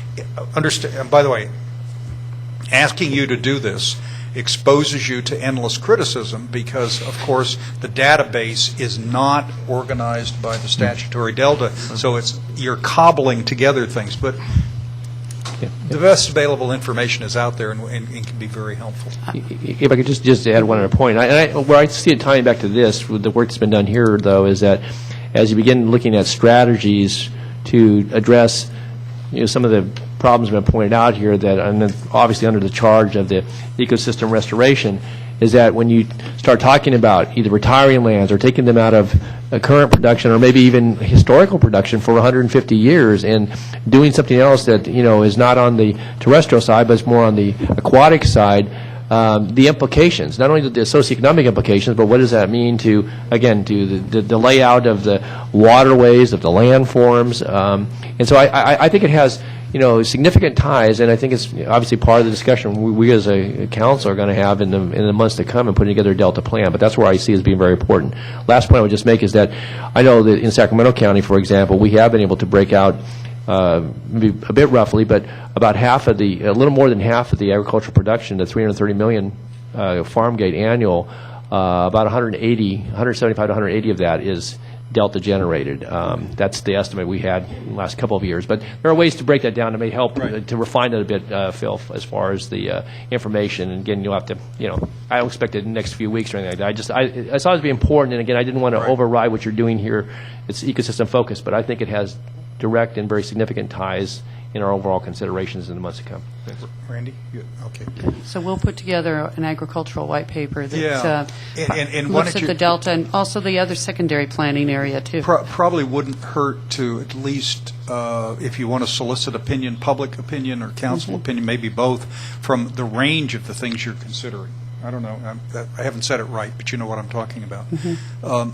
Okay. Any other questions? Patrick? What did you say in the secondary area of study for the Delta?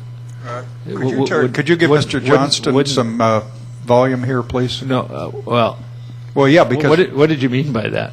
What we were talking yesterday on the NOP is that we first have both the primary and secondary zones of the Delta, Right. and that's certainly there. Right. But also, we've talked about in the NOP having the primary planning area in which we would focus the Delta plan, but also associated with that is the secondary with a little more detail, and it's the statute also refers to many of the issues that go outside of the Delta, including statewide water conservation and efficiency. So maybe it would be helpful to also look at agricultural. Well, I don't know how big a job you want to give yourself, but it sounds like you want to analyze agriculture throughout most of California, and that does seem gigantic. for a white paper. Okay, then we can focus it on the Delta. No, by the way, I'm not interested in an analysis of the condition of agriculture in California, but I'd sure like to know what the starting point is. How many acres are being irrigated? How many acres are in production this year? Is it more or less than it's been for 100 years? Well, I mean, I don't know what that is. What's the share of the economy? What's the share of the gross domestic product? Is it growing or isn't it growing? What are the counties like? We can at least get county information. But that. No, but for the five. I'm sorry, for the Sacramento Valley and the San Joaquin Valley. I'm primarily interested for the 5-county Delta region. Correct. And it was just Gwen's throwaway ending sentence, dangling participle that concerned me. A dangling participle? Ms. Buchholz would never be guilty of dangling a participle. Intentionally. The discussion about agriculture in the Delta, I think Don articulated it better than I can. The conversion of agriculture land to ecosystem enhancement is the key area that we're going to have to deal with. And that is going to have the single largest impact on the economy of the Delta. And I think that needs to be the focus of the study. As I understood the NOP, the primary planning area is the legal Delta. The secondary planning area is referred to in the NOP as the watershed. Mm-hmm. And I think to that end, that I would limit the look at agriculture. It may be interesting to have acreage and crop conversion and so on and so forth, but I think probably an example of an area that ought to receive some a look in the secondary area would be pesticide applications. Right. The conversion from organophosphates and carbamates to pyrethroids, and the impact that pyrethroids now are suspected in having on the Delta waterways. That's the kind of look that I would want you to have in the secondary zone, and not whether Randy is growing almonds this year and walnuts next year. What are you growing? No. We will probably, though, if we look at, and I'm sort of stepping out of the ecosystem here for a minute, if we look at things of water use efficiency or effects of the changes in water exports and all, we do need to look at and talk about the uses of those waters, which includes agricultural uses as well as municipal and industrial uses. Yeah, I put a big exclamation point behind that. I think that is very, very important because there's a lot of misunderstanding about water use above and below the Delta. Okay. Yes, Don? Sure, if I could, just one other point. I don't have a particular section to go to, but I guess my question goes to, because you talked about water hyacinth, some of the invasive species, what it's done to the habitat, but another key piece in the Delta is the recreational aspects, and certainly you've seen some evolution with folks who now come for bird watching, for some of the habitat, for some of the walking tours and so forth, but you still have a lot of the historical, traditional, and will hopefully continue to in the future, and whether it's boating or fishing, on water types of uses, and you have a significant industry, support industry for the Delta, and certainly for the communities, but enjoyed by probably hundreds of thousands of Californians and visitors to California, if not millions annually. I don't know where that gets bundled into the discussion either. I mean, it's certainly. It's not just socioeconomic, though. It's a way of life. I mean, you have people, basically, that's part of their overall lifestyle is to, get out to the Delta and go fishing on the weekend, or take the family out there for a day in the Delta, and so it relates certainly to tourism, but also just to the uses, and so again, changes that may benefit the natural species, which again are part of the attractant for recreation. May be a plus, but there may be others. And I don't know where that analysis occurs either. I guess that's my question. Is, are you going to? You brought some information to us a couple months ago about marinas and different information as it relates to recreation, but I think somewhere that needs to gets embodied in some of the discussion, and maybe it's land use, although a lot of it's water side related to. Land use certainly identifies some of the recreational uses. I think that's one of the dangers of doing the white papers like we're doing, because in the EIR you would have all of the aspects together. Right. And And then people are saying, and just like you said, it's a perfectly great question, but by trying to take the white paper and doing, okay, we're just going to focus on Delta ecosystem to bring a lot of information together as a baseline information, doesn't mean we're not doing it. In the EIR, certainly that will all be addressed in the different sections and then brought together in the impact assessment and the baseline conditions. So there's not going to be discussion in I don't say a white paper, but it won't be talked about even in a white paper, so to speak. We will have the references to recreation in land use white paper, but other than that, there's not a white paper that we're envisioning right now that would start knitting everything together into that Delta as a place concept, because we're going to be moving to the EIR so rapidly, and we need to start moving everybody into that. Joe? So that means, yes, we're going to cover that issue area as part of next month's land use and socioeconomic white paper, but pulling it all together is something you'll see come January or February as part of our baseline, and that's where actually all of the comments that we get for all of these white papers will be addressed, pulled together. Yeah, But not all parts of existing conditions and baseline are being brought together in a white paper. We've selected a few. I follow. One thing that there's this term that is used a lot more recently called ecosystem services, and it's kind of the integrator. And I have my little list here, and recreation is on my list. It's the things that the ecosystem provides to society that have value, including natural habitats. But it's there's not a historical a track record of having ecosystem services white papers or ecosystem services sections of CEQA NEPA documents, and so that's the term that kind of is a convenient organizing framework that hasn't really been used. But I have my little list here. It's probably not complete, but recreation was part of my list. And in the interim plan, albeit not legally enforceable, in the interim plan, we, I believe, included a chart, and I can't remember, Gwen, you guys may have prepared it. It's the survey inventory of recreational opportunities you asked for. Yeah. That's not the right title, but it's close to it. Yeah. So, okay. Okay, thanks. All right. If council members through with questions, we're going to take a 10-minute break. We're going to come back, get some public comment on this, and then start on the flood issue, Ms. Buchholz, if that's okay with you. Okay. In recess, 10 minutes. Get back here. Start 5 minutes after 11.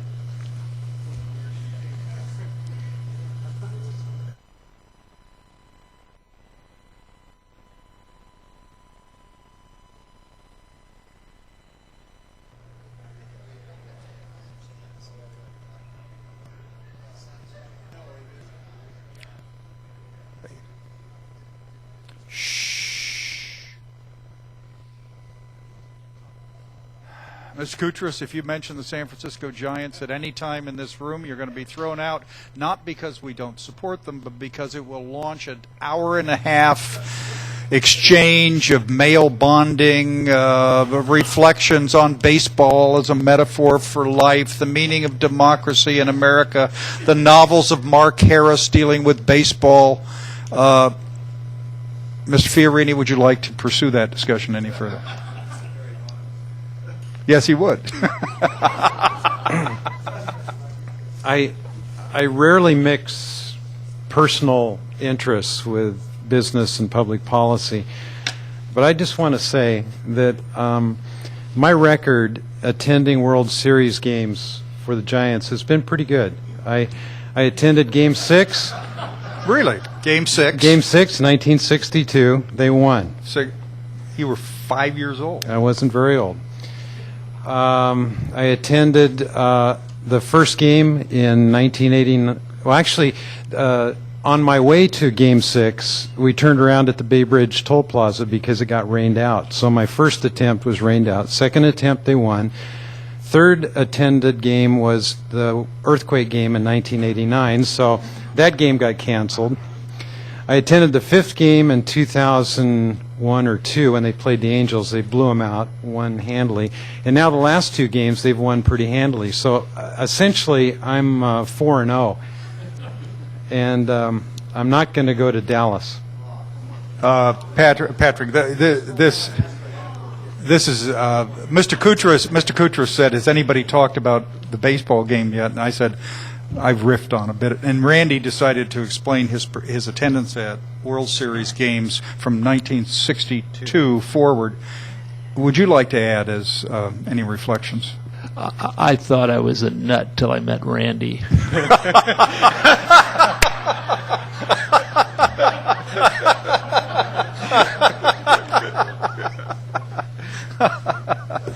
Mr. Koutras, discipline yourself. Okay. All right. Ladies and gentlemen, let's do this. I know what's going to happen when we start asking for public comments on the white papers. Everyone's going to talk to us endlessly, and then I'm going to say to them, you must put your statements in written form, annotating the page and all that. Otherwise, there's no way we can understand what in the dickens you're talking about. Don't complain if you don't. Therefore, having announced in advance that that's what I'm going to say to you, and you will do it. And by the way, will you remember to place a call to Nikki Sward, who had to leave yesterday. She wanted to comment about the white paper, and I forget which of the tracks or islands was erroneous or something like. I mean, I wanted her comment to be solicited, if you would. Is there anyone in the audience who would like to talk to us about this last white paper, and not to deliver a speech for 45 minutes on navigable waters and boating ways entirely, but to summarize and focus the comments? Yes, ma'am. Please come forward. You got to come up here so we can let the people who are watching by simulcast figure out who you are, so you can say your name and the organization, if any, you're affiliated with. Wait a minute. We're going to, no, the sound guy's coming around to push the button. Thank you. Okay, I'm Jane Wagner Tyke with Restore the Delta, and I wanted to ask if I could make a brief comment on the presentation and not on the white paper. Yes. Okay. And you're going to later then send us a memo about it so we can pick up I will do that. Please. I will. I just wanted to say that if you're going to consider hardening demand in the Delta with permanent crops, you will certainly want to consider similar hardening of demand in the rest of the Central Valley. You want to put that in the context of cropping decisions in the Central Valley, where there's been a pronounced move toward permanent crops. And things that require uninterrupted water supplies. Excuse me. Also, I hope you can find a place in your analysis of agricultural water use for looking at how much water that was originally intended for agriculture is now being used for other purposes that will generate more money. You're talking about the sale of water. Exactly. Yeah, well, Thank we're you. going to run down a bunch of things. I'm not sure we're going to follow the trace of history of the sins of one agency getting water and not being able to use it that year and wanting to sell it and transferring it. It's much But publicized in the media. you might find interesting trends. Give us some sources that you would like us, that you think illustrate that. We would appreciate it. Okay, thank you. Thank you, ma'am. Okay, anyone else in the audience like to do it? Oh, God, terrific. Okay, Ms. Buchholz. But by the way, we are serious. Written comments are immensely useful in this process, and to the extent you could index it as Don was doing to the page or a chart or a table. What do we do? Tables and illustrations? Yeah. Line numbers. Line groups of numbers, nine, whatever. We've tried to figure write numbers. this in a way so that you could easily identify it. That would be very, very helpful and allow us as we advance further to refine this stuff. So, okay. Thank you. Ms. Buchholz, that's, is there anything you guys needed to add to the first paper? No, I think we're Yeah, okay I- with yeah. ecosystem. Yeah, I agree. I think it was a good paper and very, very interesting to read. Okay, We'll bring let's up go the- on to flood risk white paper.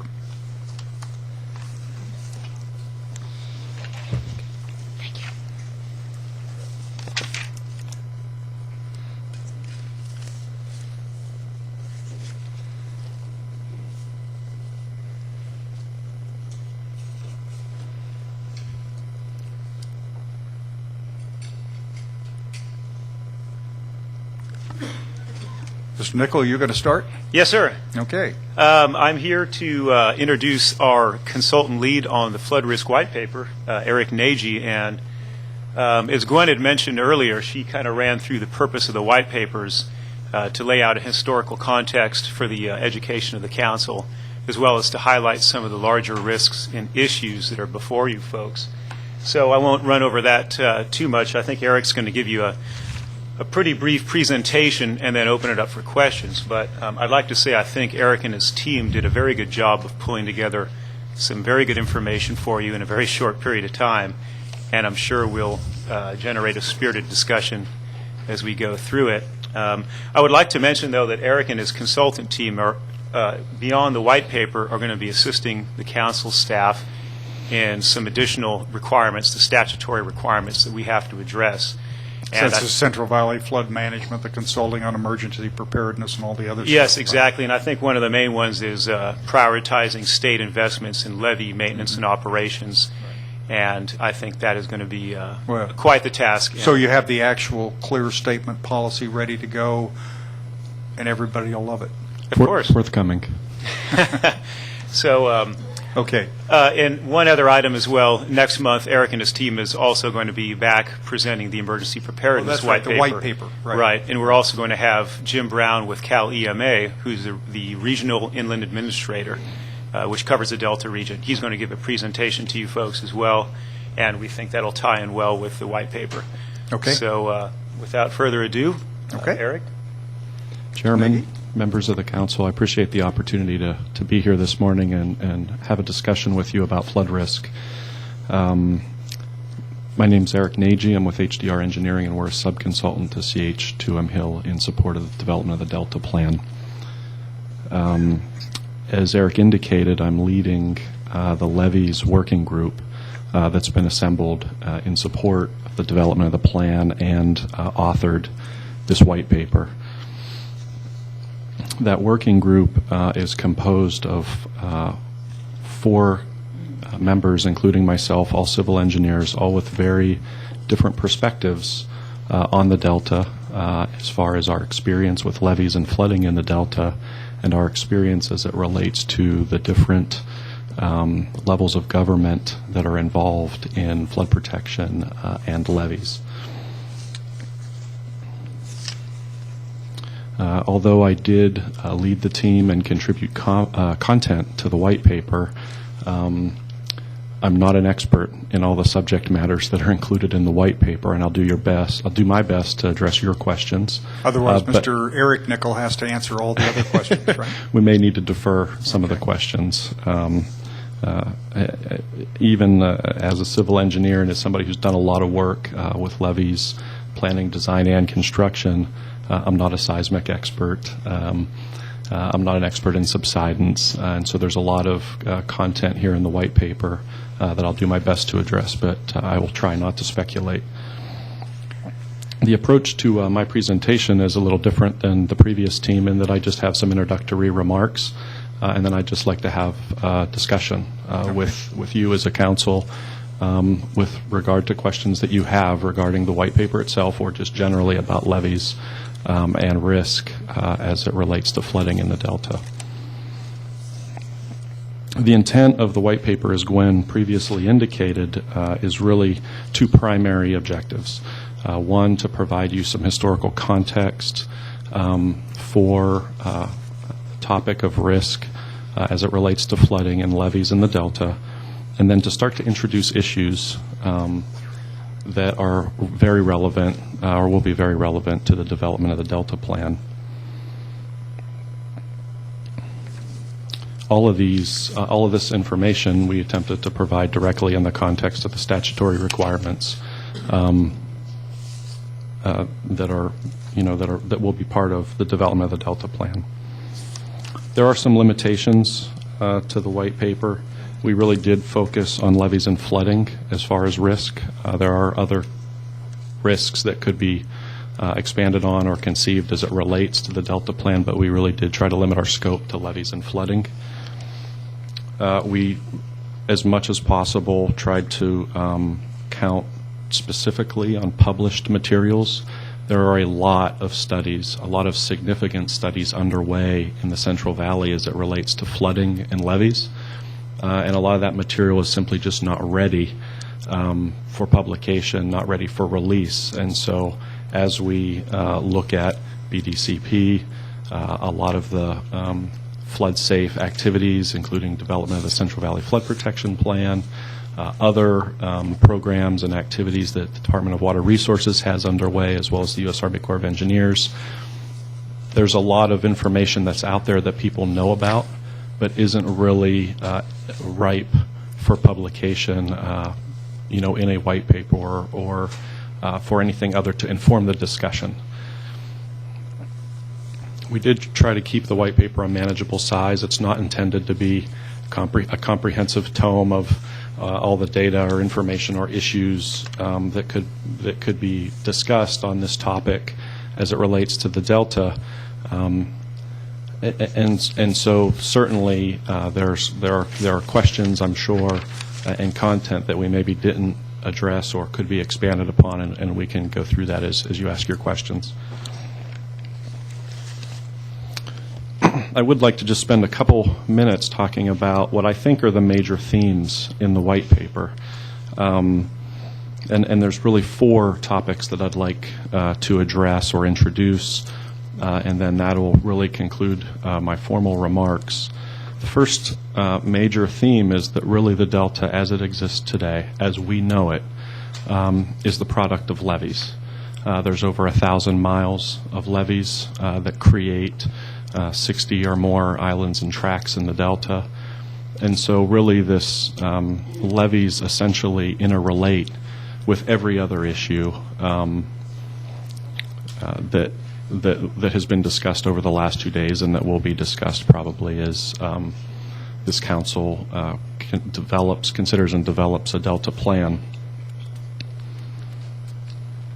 The second topic is that these levees face several significant threats. In many cases, when we talk about flood risk, we focus on a particular threat and the significance of that threat, the probability of its occurrence, and the consequence if it were to occur. In the Delta, we really have multiple threats that are all very significant, that have a more than insignificant probability of occurring. And so when you talk about risk as it relates to levees in the Delta, it's important to consider not just each individual risk, but essentially the aggregate of those individual risks. In the white paper, when we talk about threats to levees, we really focus on a handful of threats. It's not an all-inclusive list, but essentially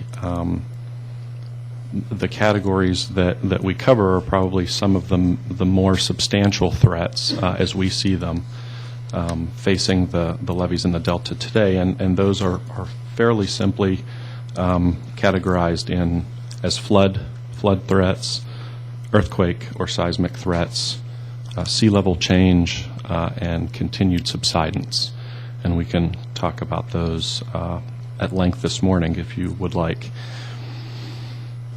The third theme that we try to bring out in the paper is that the current business practices will not sustain the current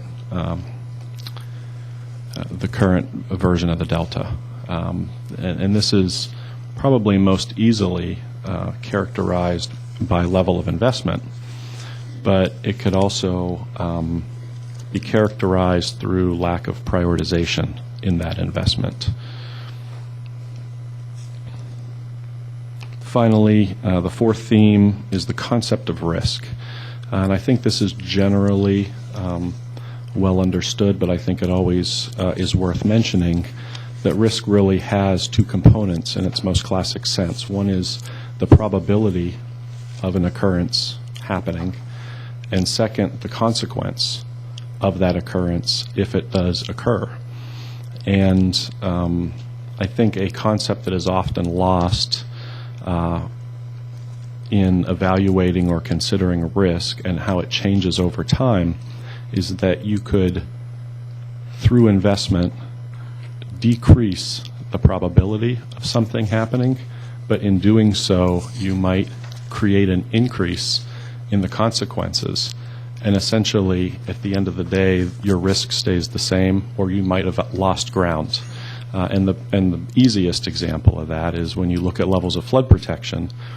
if you have a levee that provides 75-year flood protection and you improve it to provide 125-year level of flood protection, all of a sudden now you could have development occurs. And if that development does occur, the damages associated or consequences with a flood event increase. And at the end of the day, you really could be in a worse risk position, a higher residual risk, than you were when you started making an investment in levee infrastructure. And so I think that's a concept that's always just worth discussing at a very fundamental level, to remind people that it's actually both pieces of that equation that have to be considered.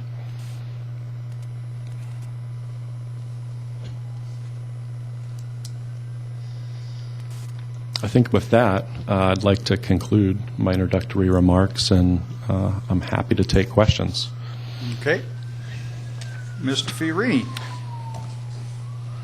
I have a general question for you. As you read through this, it's evident that we need a Delta levee plan. And, the state of California needs a Delta levee plan. It is, as I read through this, it's apparent that we do not have one. Is that correct?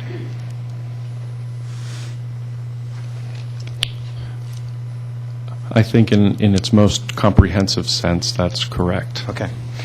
Is your team satisfactorily equipped to outline for us what a Delta levee plan should consist of or look like?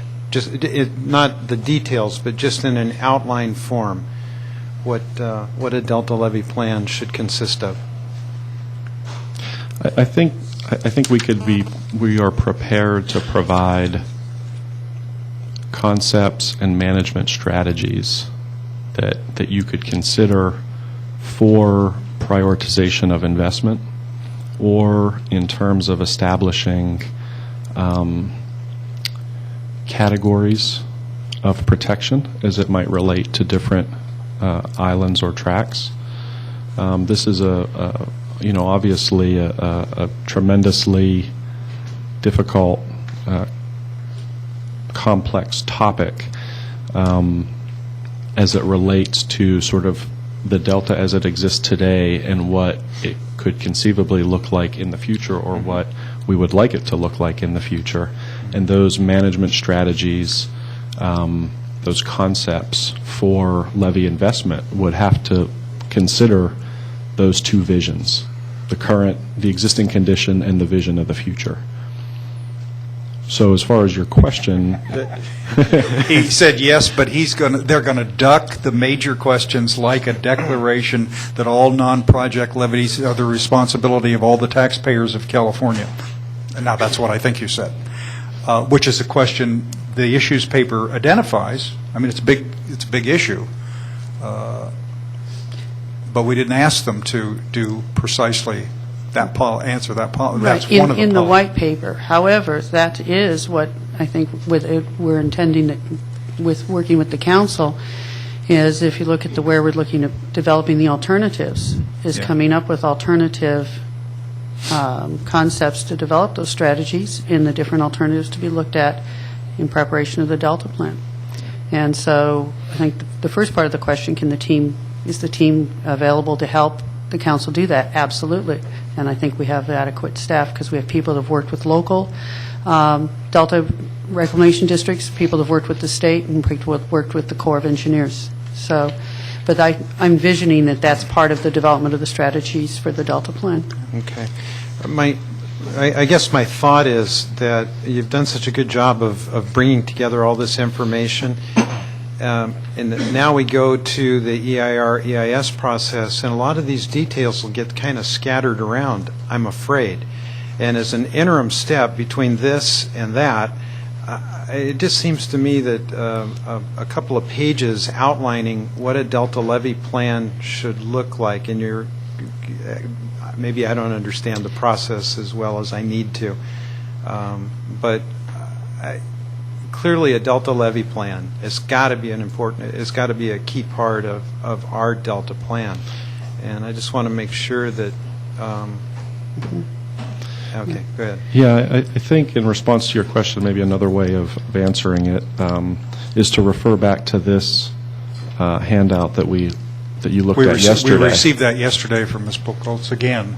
It's the structuring of the co-equal goals and the objectives in a slightly different fashion. My fault, I haven't seen that yet. And this particular handout does isolate the reduced risk objective and then starts to provide bookends for, I forget the term yesterday, was strategies that would be potentially rolled into alternatives through the EIS or EIR process. Well, I think Randy's probably going to push it a little further and say, can you guys create just a sample of what an alternatives list of a range of alternatives in this area might look like? And by the way, I personally think the emergency response flood control is the most complex aspect of this. Harder to conceptualize, harder to, and I'm like Randy. I fear we just lose intellectual structure to this if we dribble it out. In our December meeting, we were planning on bringing forward these types of things pulled together and strategies into the alternatives to be discussed as part of the development of the Delta Plan. So we were planning on doing that for the December meeting. Yeah, I mean, if you blend all this together, we've already had many people suggest directly and indirectly to us that all the Delta levees are equally important, certainly for the people who live there, suggest it's the obligation of the state of California to treat them all equally. But we also have to know the implications of that. There are financial implications, to be sure, but there are also immense land use implications. Mm-hmm. If it is a state responsibility to protect existing land, is it wise that the state automatically expose itself to development on that land, knowing that it increases the financial liability and the risk of catastrophic consequences, using the formula that you talk about in risk? Now, there's just some, I don't know, there's a lot going on. Patrick? What I think what Randy articulated, I would like too, and that, of course, then raises the question what standards ought to be applied to which islands and which set of levees, which Phil said too. And this may be getting ahead of ourselves, but the 1992 Delta Protection Act, not changed last year, has legislative intent language that finds that improvements in continuing maintenance of the levee system will not resolve all flood risks, and that the Delta is inherently a flood-prone area, wherein the most appropriate land uses are agriculture, wildlife habitat, and where specifically provided recreation activities, and that most of the existing levee system are degraded and in need of restoration, improvement, and continuing management. So if the uses currently and going forward are for agriculture, wildlife habitat, and recreation, then that might call for one standard. Mm-hmm. If they're conceived of as urbanized, then presumably the standard's a lot higher. Mm-hmm. So I don't know if that language guides you, but it is, in the law, and it's been there a long time. I think you bring up an excellent point. I think fundamentally in developing alternative plans, there's at least three that come to mind very quickly, three fundamental questions that have to be considered. One is, do you decide to defend the exact same perimeter, let's say it, of the 1,000 or 1,100 plus miles of levee? Do you defend every one of those miles of levee the same as you do today? The second question is, regardless of the answer to that question, do you defend each mile of levee the same? So that's a level of protection or, excuse me, a design standard question. And then the third, somewhat related, maybe directly related, is the land use decision that you place behind that levee, depending on the level of protection that it provides. And so there's three variables right there that are pretty fundamental in the discussion of alternative plans as it relates to flood protection and levees. And they all have to be considered together. They're not necessarily completely interrelated, but they certainly all have to be thought about at the same time. Don? Well, I appreciate certainly your summation, because it seems to me that you've reflected on three things, but as I've read through this and reflected on it, and I know I've commented on it in the past, that there's some things that are moving in other venues, and I think you've tried to capture that. But what we're seeing certainly in some of the upper islands in Sacramento County, that we're part of your category of project levies, in the 35% that are going to, in the course of the next year or so, get on that decertified list. And the impacts of that as it relates to, one, I think, and certainly to Patrick's point about, level of protection, and you touched on your comment a moment ago.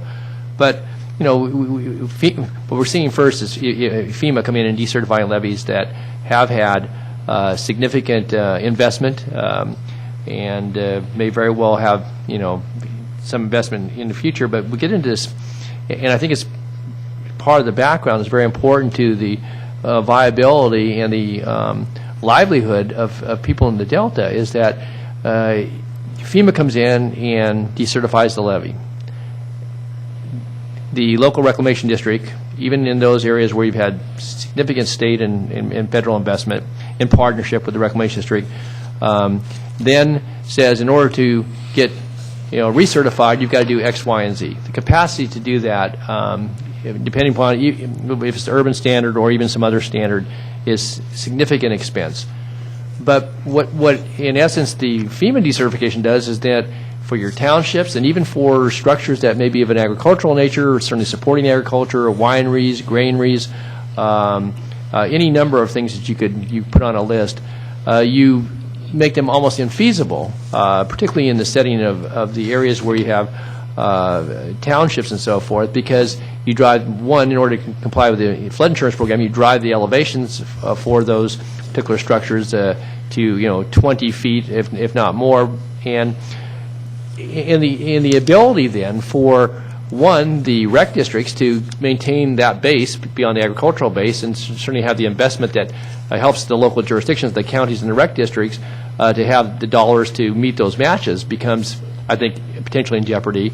But you also have the private lending part of this, because if you can't get flood insurance coverage for this, folks that would otherwise, as a part of their normal farming operation, or wanting to come in and establish a winery and so forth, are going to find it increasingly difficult, if not impossible potentially, to get that financing, and becomes self-fulfilling, because then those that you're looking to be the partners don't have the capacity to, from the resources side of it, to be that partner, and so their operations become stagnant, and the towns do as well. And so I think that this flood risk assessment, certainly you need to have life and property, and certainly life at the forefront of this, but there are some risks that go, and I think Patrick's quoted that. I mean, you assume some risk, and people know that. I mean, this whole white paper is laced with all that, and I think that the other thing that FEMA is doing is they're backing into a 200-year standard.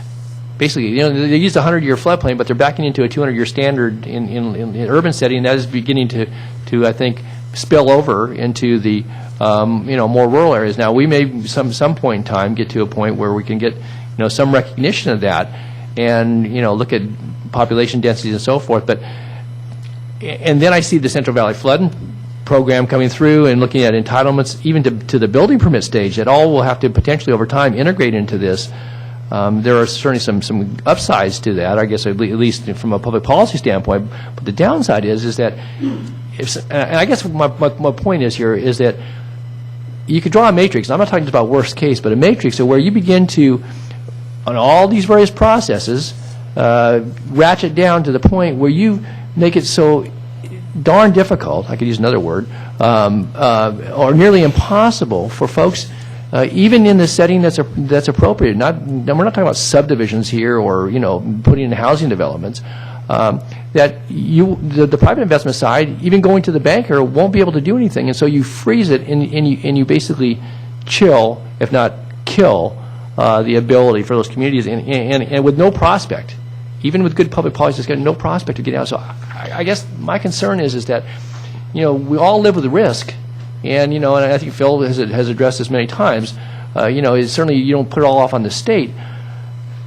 But I'm concerned that with all these processes working their way down, that even with the best laid Delta plan, that if we don't have some recognition as a part of that, and we don't control the federal government and we don't control the aspects of state government, but I think we've got to have some reflection of how maybe there's a way to see some reasonableness in recognizing seismic activity, levee stability, and all the things that you wrapped in here, and basically make a plea as a part of this to have some reasonableness applied. Because otherwise, if we take these broad brush standards, the handwriting is on the wall, I believe, and I'm concerned because, and I guess my point too is that I think the FEMA piece of this is kind of just this structure from the statutes or from the the law and so forth. I'd like to see some discussion about some of the maybe you take pictures of what happened in Japan and so forth. Maybe at least an example, it may be hypothetical to some degree, of what could happen in Delta Island, not only from a flood standpoint, but if you try to comply or all these regulations come into place, you don't have to worry about who lives there, because over time you're going to have those towns basically are going to go dark in lots of cases. Your point's well taken, and you're certainly not alone in feeling that frustration. There are the broader agricultural community, certainly in the Central Valley, and I think more and more nationwide, is starting to push back heavily on FEMA with the exact concept that you're talking about. The fact that the way the National Flood Insurance Program is, the policy that guides it today, essentially allows no way for rural communities to remain viable. There's no way to sustain a rural community with the regulations as they exist if the levees that protect those communities do not provide protection against the base flood.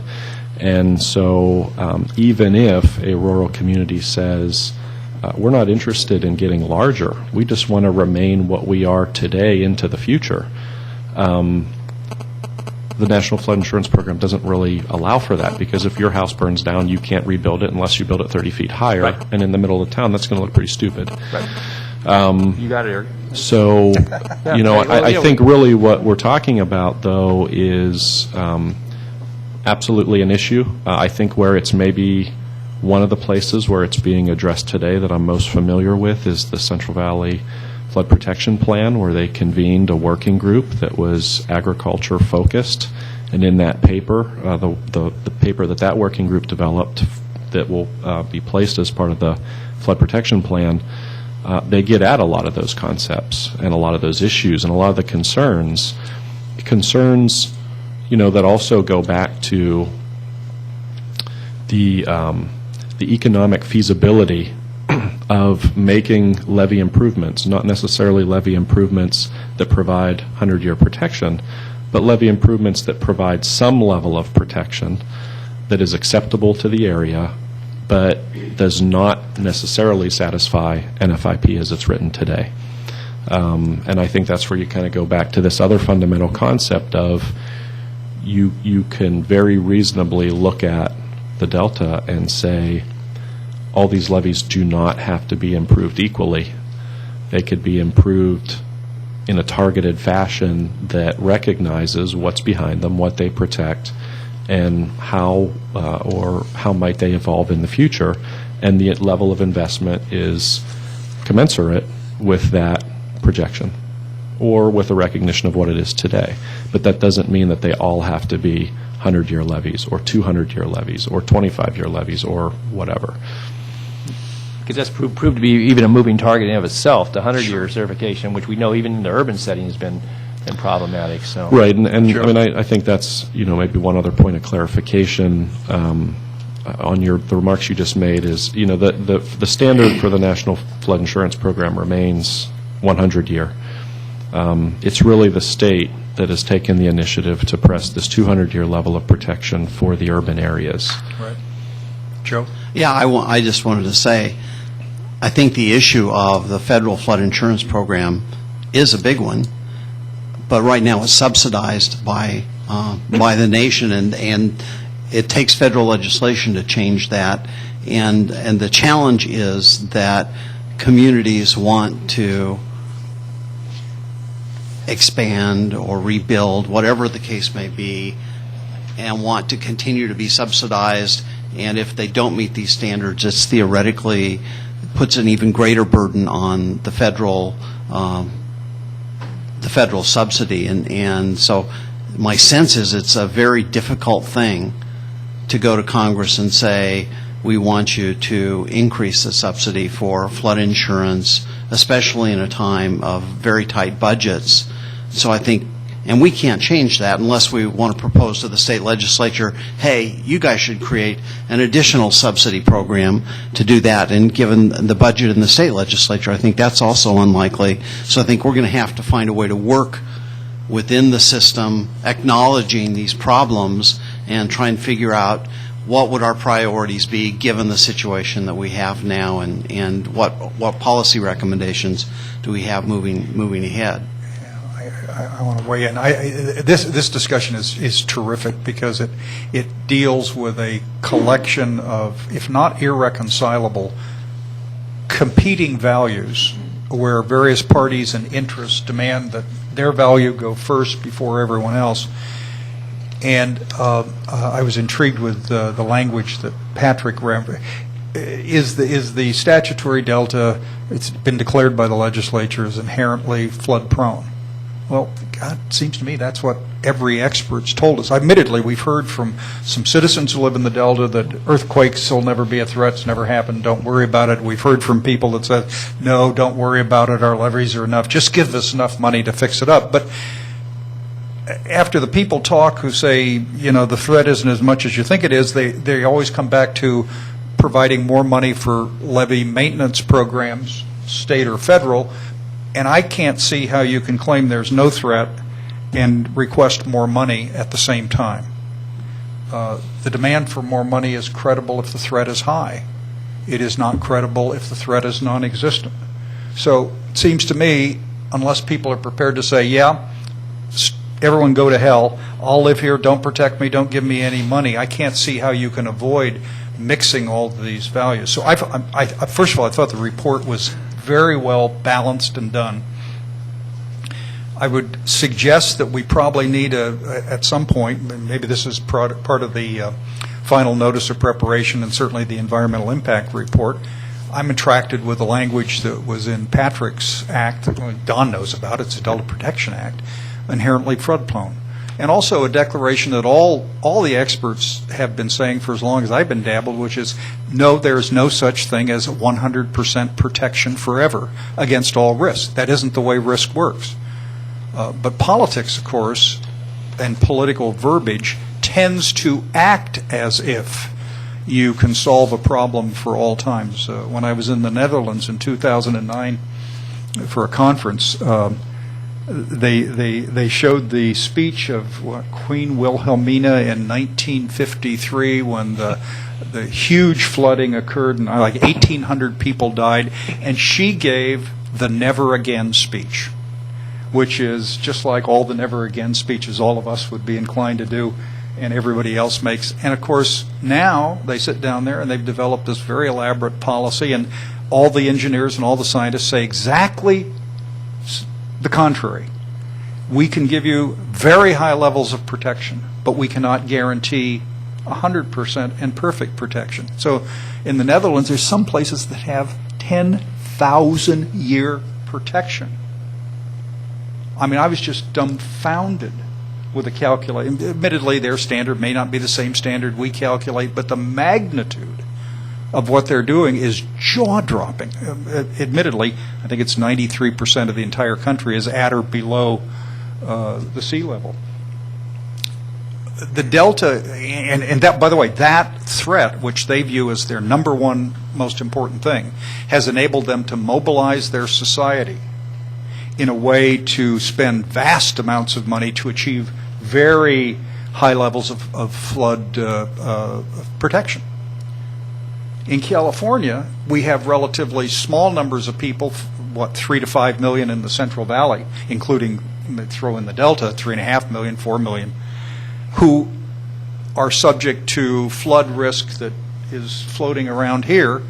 And then we have people who have earthquake risks, and then they've got their homes are falling into the ocean. And there is no single coherent statewide fear of a risk that allows you to mobilize the resources. So over the last 20 years, people have always talked about a national emergency response insurance and federal program where everybody gets in. It never happened, and you see no signs of it developing. So I'm intrigued with the notion we'd be honest on if the legislature declared it's inherently a flood-prone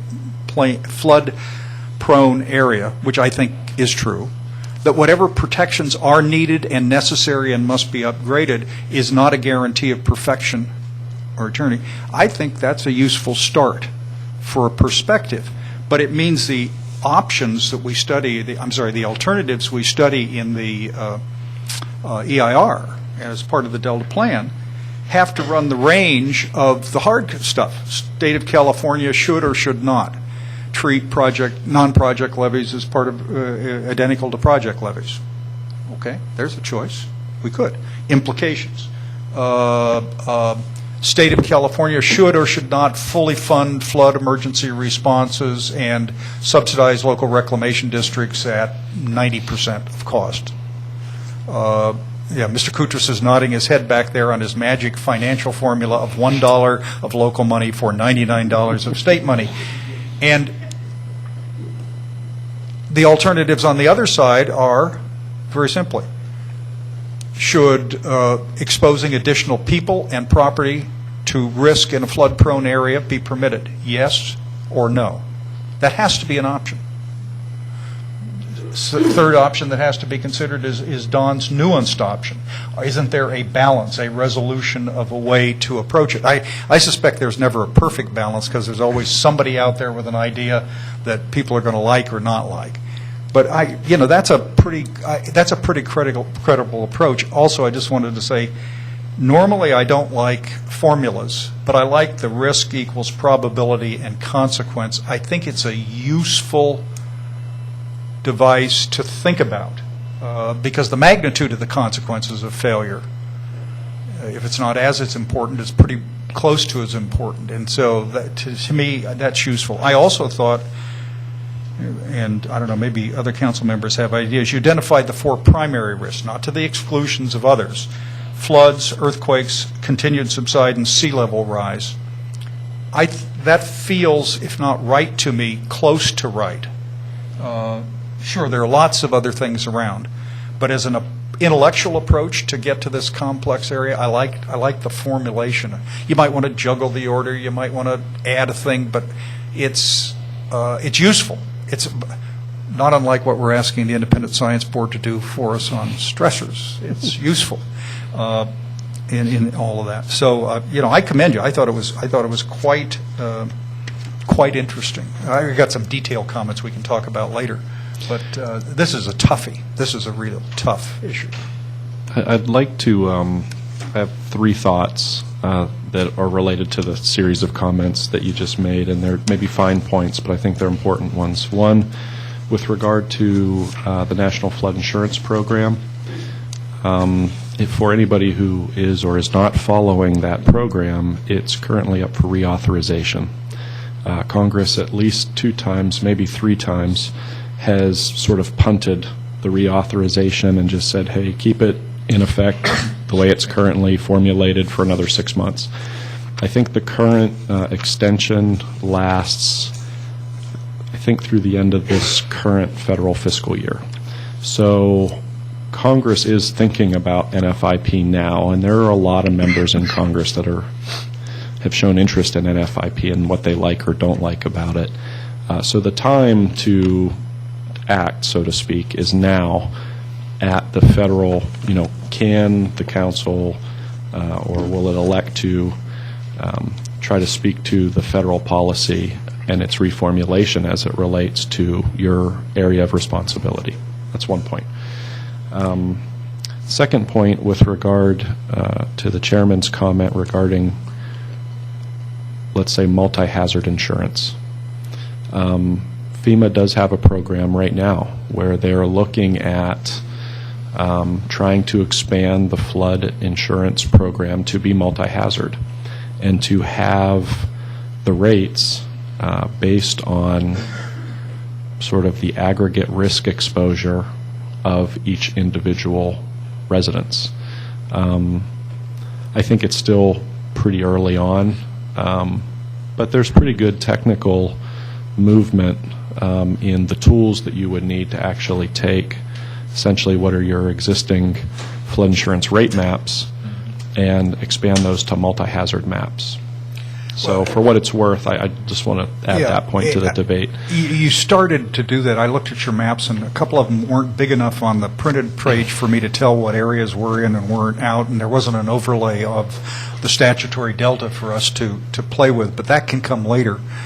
I thought one analysis in the environmental impact report or Delta plan preparation somewhere has got to be to choose the last 25 or 30 major studies of flood-related issues and the generalized maps of either hazard zones or Central Valley flood management. I mean, there's great overlap. It's not as if we're plowing unexplored territories here.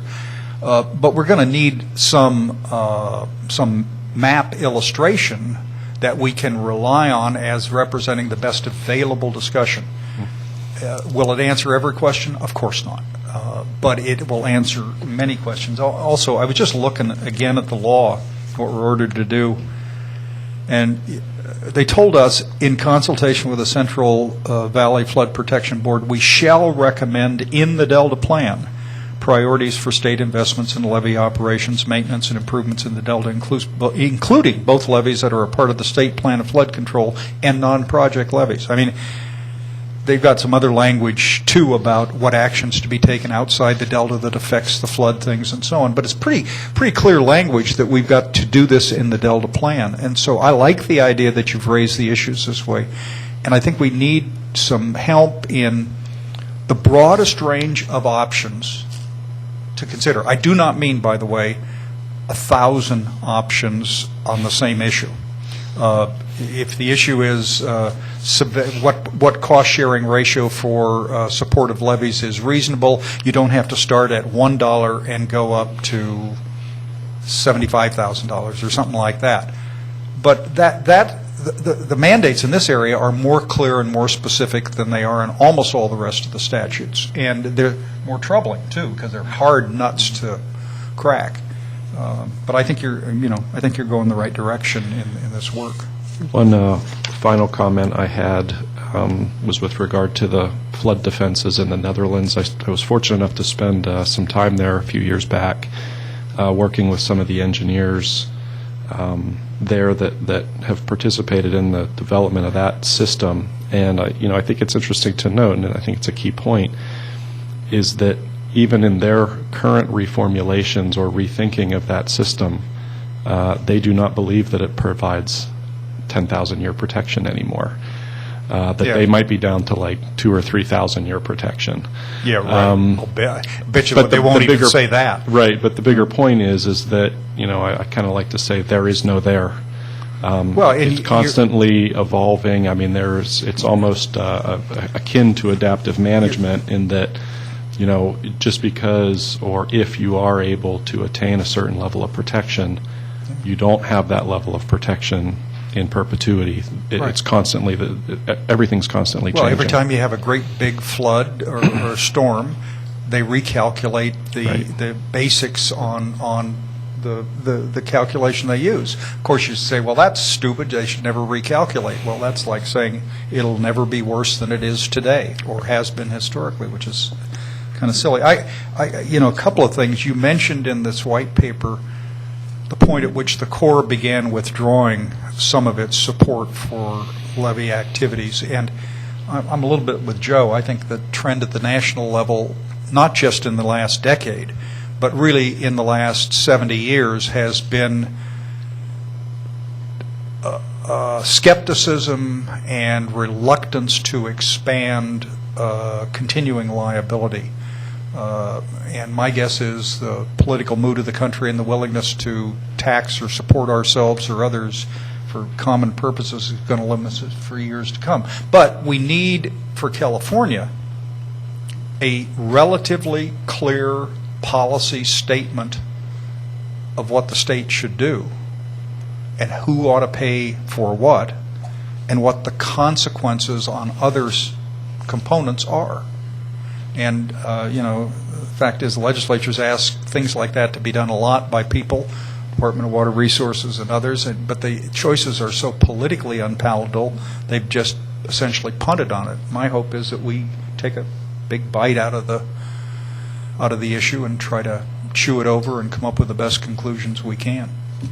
So, yes, Chris. Is that on?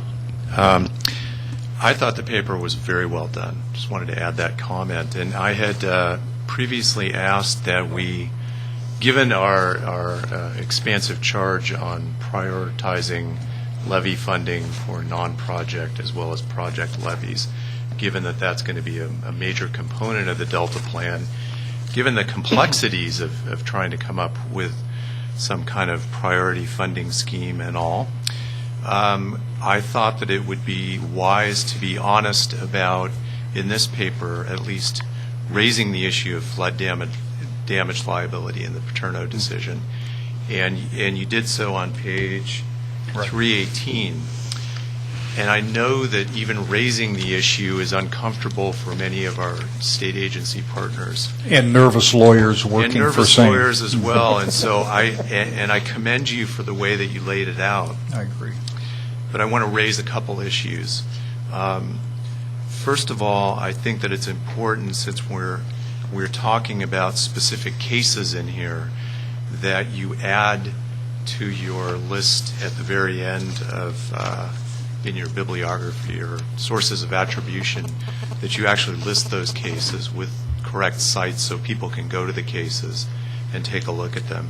That's kind of generally, but in terms of the way that we've laid it out in the second paragraph on page 318, when we talk about the Paterno decision liability is generally not considered applicable to non-project levies, and then you give kind of a qualification raising... Except that it may be in the future. Well, but I think that it's important at this point in time to make it clear that, and my DWR colleagues would strongly agree, that if we put anything in writing, that we're clear as to the state of affairs now, and that is that the Paterno decision does not apply to non-project levies. So let's be clear. There are other theories besides inverse condemnation with regard to levy liability, and that may be applicable depending on the circumstances, but let's be clear, Paterno does not apply to non-project levies that weren't accepted into the state system. Well, look, okay, you're going to be like everybody else in the public. We'd like to see your comments in writing, indexed as to pages, so we can examine the issue. If I had time, I would. No, Mr. Stevens. Because, look, we've had this discussion before, and because Paterno liability is kind of a lingering threat hanging over the state of California, agencies have been very reluctant to discuss it publicly, except for attorneys who were on the losing side of Paterno, who indignantly say to this very day that it shouldn't have been settled that way, the court decisions were dead bang wrong, and something ought to be done. You cannot have a clear public policy on this issue unless you make recommendations on Paterno liability, in my judgment. And I don't know what the right recommendations would be, But it seems to me that's part of the range of alternatives you've got to consider. If, for example, there is a high cost-sharing ratio for non-project levies that's deserving,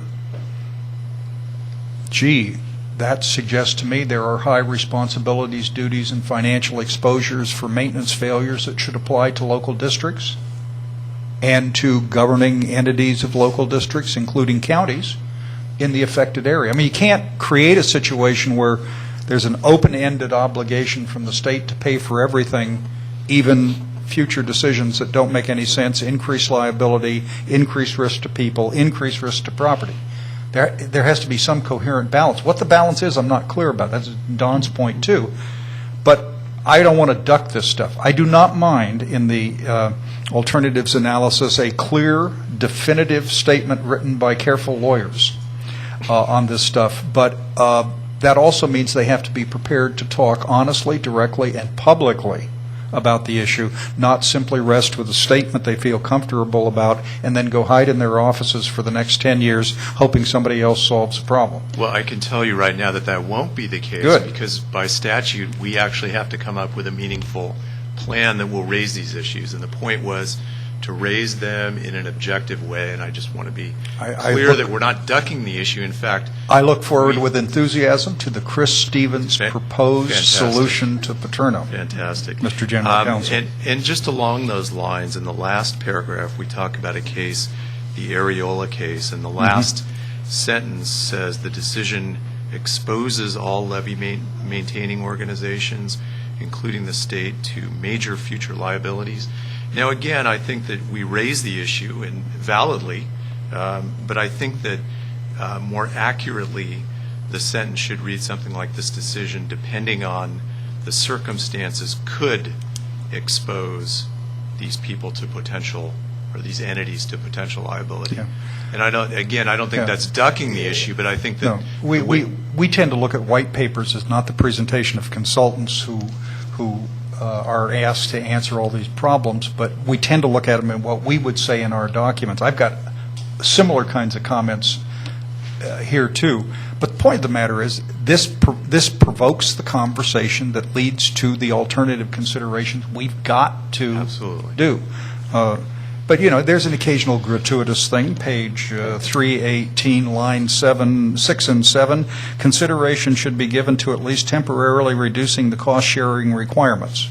I understand it is perhaps, maybe it was the 11th commandment down from the mountain that said that, but I just asked and wrote a question, why? And I assume it's a policy argument and nothing else. But that doesn't take away from your paper, because I would be astounded if you were able to write something about a subject this dense without several times exhibiting a personal bias or preference. I'd be astounded. And if you did, it would be really boring to read. And this is not boring to read.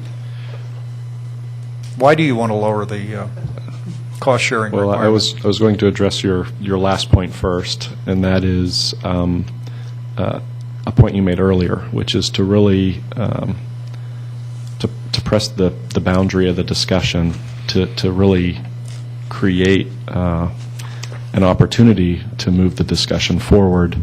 I think we did try to characterize some of these topics using some judgment and experience, and not strictly the published word. So that certainly was the intent of the paper.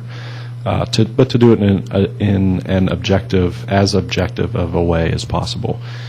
With regard to the cost-sharing requirements, I believe the thought there is really that if you were to reduce the required share by the local maintaining agency or the reclamation district, you could significantly expand the amount of work that they could get done that would be beyond simply maintenance, but more towards a rehabilitation or even a levee improvement type project. Really, the subventions program primarily is helping fund maintenance actions, but to really get at levee rehabilitation, levee improvement actions, the local districts are pretty much already, I think most would tell you, already at their limit from a budget standpoint, and to temporarily reduce that cost share in their favor would allow, twice the work to get done, or 50% more work to get done, obviously on the state's nickel. But, really, can you accomplish more by temporarily, not forever, adjusting those cost-sharing rates? We heard that in the presentation, I think, at the Sugar Mill, when we were Yes, we down did. there from We some did. of We did. from some of the parties that, given the money that's available in the state budget through bond and measure and so forth, but the ability for the locals to provide the required match, and it kind of goes back to what I was talking about earlier in the long term, is that if their base is static or worse because they're not keeping up with inflation and so forth, that their ability, you could have all the money on the table, but if they can't find their 5 or 10%, then you're not going to, and then have to wait for reimbursement on top of it, which is obviously that's part of the process. Right. I would like to go back to the Paterno discussion for a second. One of the potential ways that it affects how a levy plan would be developed is, there are assurances on the table provided by the state to the federal government for the project levies. And somebody could conceive that would be a priority in looking at all of the levies in the system, that the project levies might be given high priority because those assurances exist and they are unlike any potential liability that the state may have on the non-project levies. I'm not asserting that it should be that way, but I'm just saying that is one way that you could, from the standpoint of the Paterno decision and the difference between what assurances the state has given for a project versus a non-project levy where there's no assurance on the table, there's the potential for somebody to want to prioritize towards the location where the assurances exist, and that exposure exists in association with those assurances. Randy? We've been told, and I think the problem is that not every island is ringed by the same category of levy all the way around. So if you spend $1 bazillion and leave 100 yards of a different category of levy unspent upon and improved, that becomes the point of the breakage. So that's why I think the levy plan becomes so important, and when I go back to my original question and request, that if you could provide us with an outline of what a Delta levy plan should look like, not the answers to these kinds of difficult questions, but just sort of an outline, I think that would be real helpful as we move into considering the alternatives. At least this council member would like to have a one-pager that I could go back to and constantly test the alternatives to make sure that we're being comprehensive in our approach to a Delta levy strategy. We've asked about this in emergency response too. Give us the captions of what every emergency response plan or every levy plan has to have. I mean, and it's remarkably hard to pry out of federal or state agencies anything like that.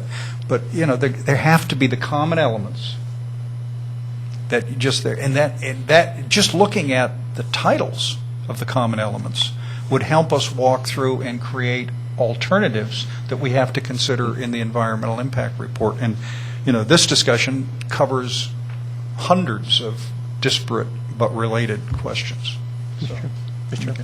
Don. Yeah, because just one other notion, and it kind of touches on emergency response, but yet it really doesn't get, I think, due credit in, particularly when it comes to some of the risks that's posed by flooding and high water, weather-related versus seismic, and that's the ability to flood fight. And it's not just the local effort. It's obviously when people get called into actions, state and federal government oftentimes will respond to, but it's usually the locals who are on the front line, and it doesn't get any credit in the modeling.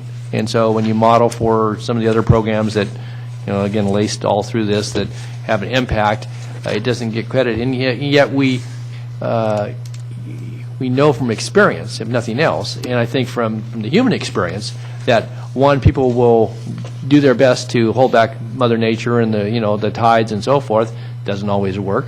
But in the Delta, there's been a good history that it has worked. And the other thing is that in the event that if you have a break because of certainly some of the gradients on some of the islands, where we have less, then it may be a different result, and so this is not universally applicable. I don't know that to be the case, but that people will make other judgments about how to maybe get the water out before the island fills to 20 foot of water over its entirety, and so I think that if there's a way, as we're looking at this, again, it's not to put on something that you can't put your finger on, but it goes back to my point about balance a little earlier, that if there's some recognition that, not only historically, but I believe going forward, that, and again, with partners is important, because, if you need them, and we had this discussion yesterday on, having stockpiles of material, but, the ability of human beings to respond, because their life, their property,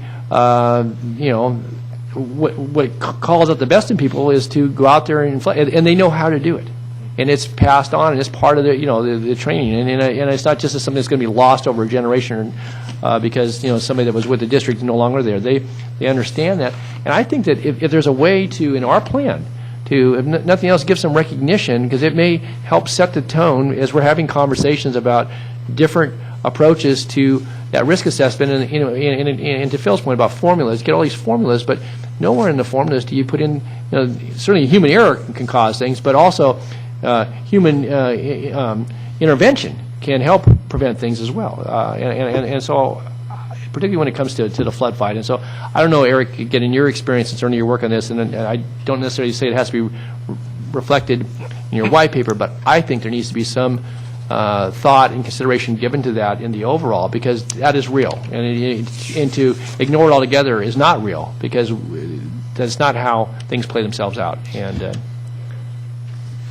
well, two thoughts. One is the concept of flood fighting, who's involved, and some brief discussion about specifics as it relates to flood fighting on Delta levees is part of the emergency preparedness white paper that's under development right now. I'm also involved with that white paper, and that's covered.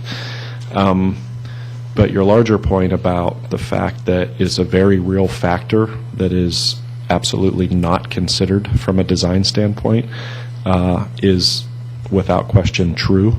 I think it's sort of one more conservatism that's built into the levee design and improvement process.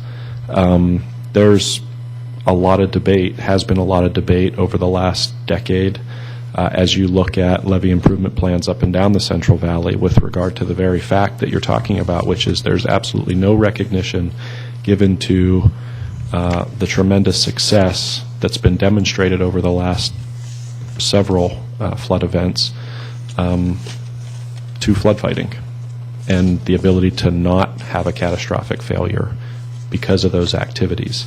I think really where that discussion sort of has bottomed out is the recognition that it is a factor. It's a very positive factor.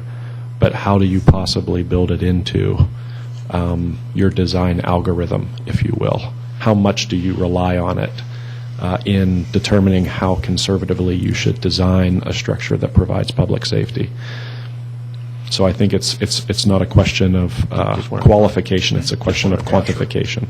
Well, just one other thought on that, and maybe it goes back to the conversation a little earlier about, whatever design standard, maybe in a more rural setting or in a less densely populated, but yet certainly an important area, that your consideration for whatever the levee standard might be there, and it might be of a lesser requirement than the urban standard, but that there be some credit given to that. You recognize that you may not have X, Y, and Z. For example, seepage being a good example, but you've got the ability, because you have skills and knowledge that are applicable. They aren't just inherent to the Delta, although they have good history there, but they're up and down. The water systems throughout the state where they're levied. The ability to do that flood fight. So maybe seepage in those cases isn't nearly it's a threat, but be assessed nearly as a threat that it is in other areas, and get some consideration for that, so that you don't have to, have chlorines that go down, whatever's required to get that levy to pass muster under current standards, I guess, to simplify it. So I just would ask that some thought be given to that, and it's not your responsibility necessarily to have to pull all together, but it just seems to me that if we're looking to try to recognize the uniqueness of the Delta and be real about it, and also recognize the real threats that are there, there should be some consideration if we're going to look at the long-term viability of the Delta to the floodplain component. That's all. Thank you. Randy? No. Before we get out of here, I just wanted to add a couple of little points, and let me just start. Page 1-4, Mr. Eric Nickel, who's been sitting there, pleased not to have to say anything. It just struck me in reading this whole report and going back to some of the legal requirements of what we're supposed to do as a council. And I flagged Section C of the one that says, in consultation with the Central Valley Flood Protection Board, we're supposed to recommend. I know you've talked to them, I've talked to them, but I want to be sure that we have a letter that goes out to them that says, hi, we're required to do it. Please send us your priorities for state investments in levee operation, maintenance, and improvement in the Delta. Now, I know they'll come back and say, gee, we've gotten an extension in our deadline to do the report. Talk to us in 2015. I just want to, maybe they'll come back with something different. But we need to establish we've actually formally reached out to them in writing. And secondly, we need to ask them the specific questions that are kind of foundational for what we're required by law to do. And third, ask them in a way that says, if that conclusion by the body is not currently available, which of your studies and information provide us factual basis for determinations we will be required to make before January 1st, 2012. I mean, I want to ask all these agencies on all the areas, flood control particularly, say, come on, pony up what you know or suspect, even if you haven't yet taken a position, so we can consider the best stuff you've got. And so that thought. Just a quick comment, Mr. Chair. We did send a letter out in early September 13th, from Joe to several agencies, including the Central Valley Flood Protection Board and DWR, and we have not had a response back. Well, then send them a letter saying we haven't gotten a response back to our previous letter. We're going to subpoena you or something. I don't know. Will do. Mr. Chairman, I suggest that we try a little personal diplomacy and that you and I meet with the chairman of the... I suggest that you meet with the chairman of it. Okay. You are the most diplomatic person I know and likely to generate positive... Yes, right. I'll be glad to do that. I'll go to any meeting you want me to go to.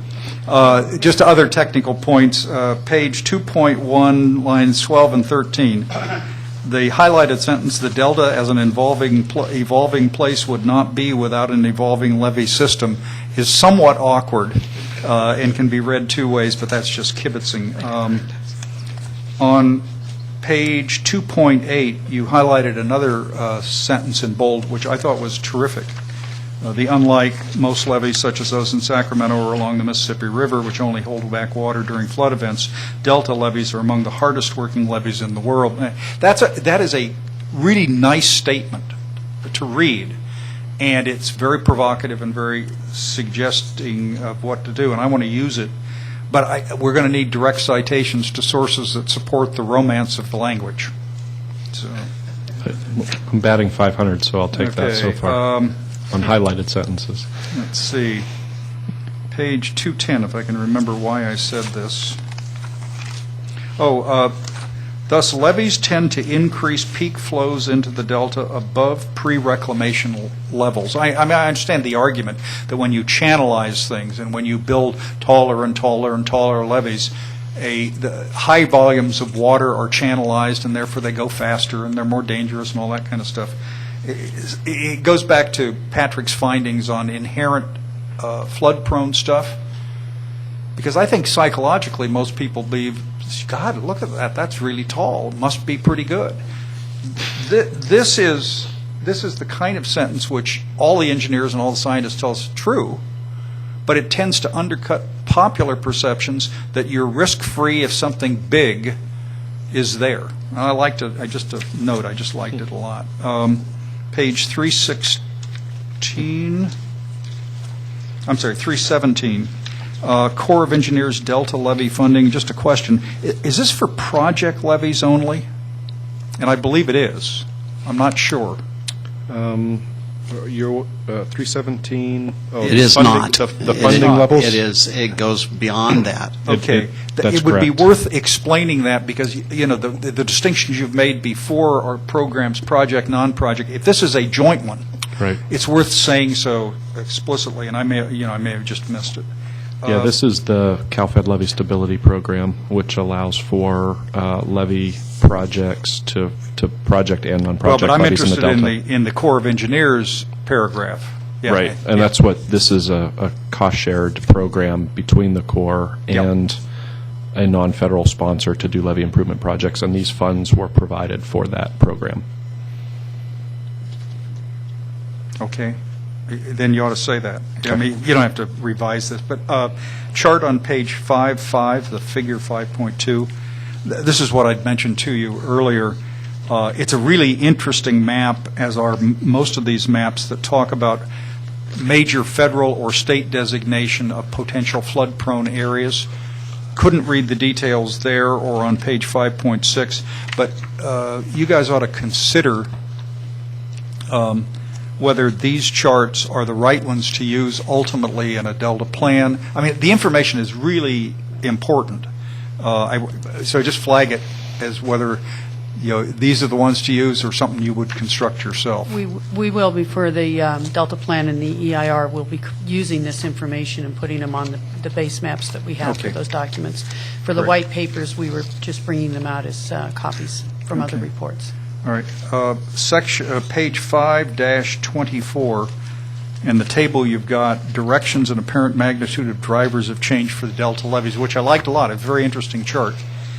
And this also is kind of a flood emphasis, not exactly stressors, but close to stressors. But on the diamond point down on the bottom of the page, 6 items are expected to cause moderate to large. I mean, I lost the track of economic activity, land use, infrastructure, and where it went in the rest of the paper. And you flagged it, which is good. And maybe this is coming in other white papers or in the agricultural paper we're talking about. I should just flag that for your consideration. And I think I had one. Nope, that's it. I thought it was good work. I thought it was very very coherent. So, yeah, Don. Just one final point, and it may tie back to the discussion this morning on the ecosystem, been discussion about the riparian areas along the sloughs and rivers and waterways and so forth, but where you have the core participation and the requirements in order to meet the new standard, I think there needs, SAFCA has dealt with this very recently, but this whole devegetation and its applicability and the use of a waiver process that is burdensome to say the least, and we were able to, through SAFCA, get some significant acknowledgement up on the Natomas portion, but down here in the Delta, when you talk about the habitat and what exists now, if people had the money and the wherewithal to actually do the levee reconstruction improvements, and if the core certification and or participation were a part of that, at least as it stands now, at a minimum you have to have a waiver, but that whole thing with devegetation and how it would change the look, and let alone the habitat and the ability to sustain some of the things that are maybe remnants but are certainly very important. I think that needs to be touched upon, because that's going to be, again, we're not going to necessarily change it in this venue, but I think that as the Delta being unique and being called out for in our charge, that plays very large into habitat and into certainly the environment, but to just the landscape itself, let alone the levee stability, which is still a point in question too, whether or not, because it's not about taking the vegetation off, the whole issue about having to rebuild all those levees if you were to do that, because you've got the root systems that then would be left, and so again, I raised that, Eric. I know you're familiar with the issue, but I think it's important because it's going to be part of the landscape we're dealing with in the formation of the Delta Plan, but it's real, and I think that it needs to be acknowledged because it could have a major impact on the segment we talked about this morning, but just even in the levy program. Okay, thanks.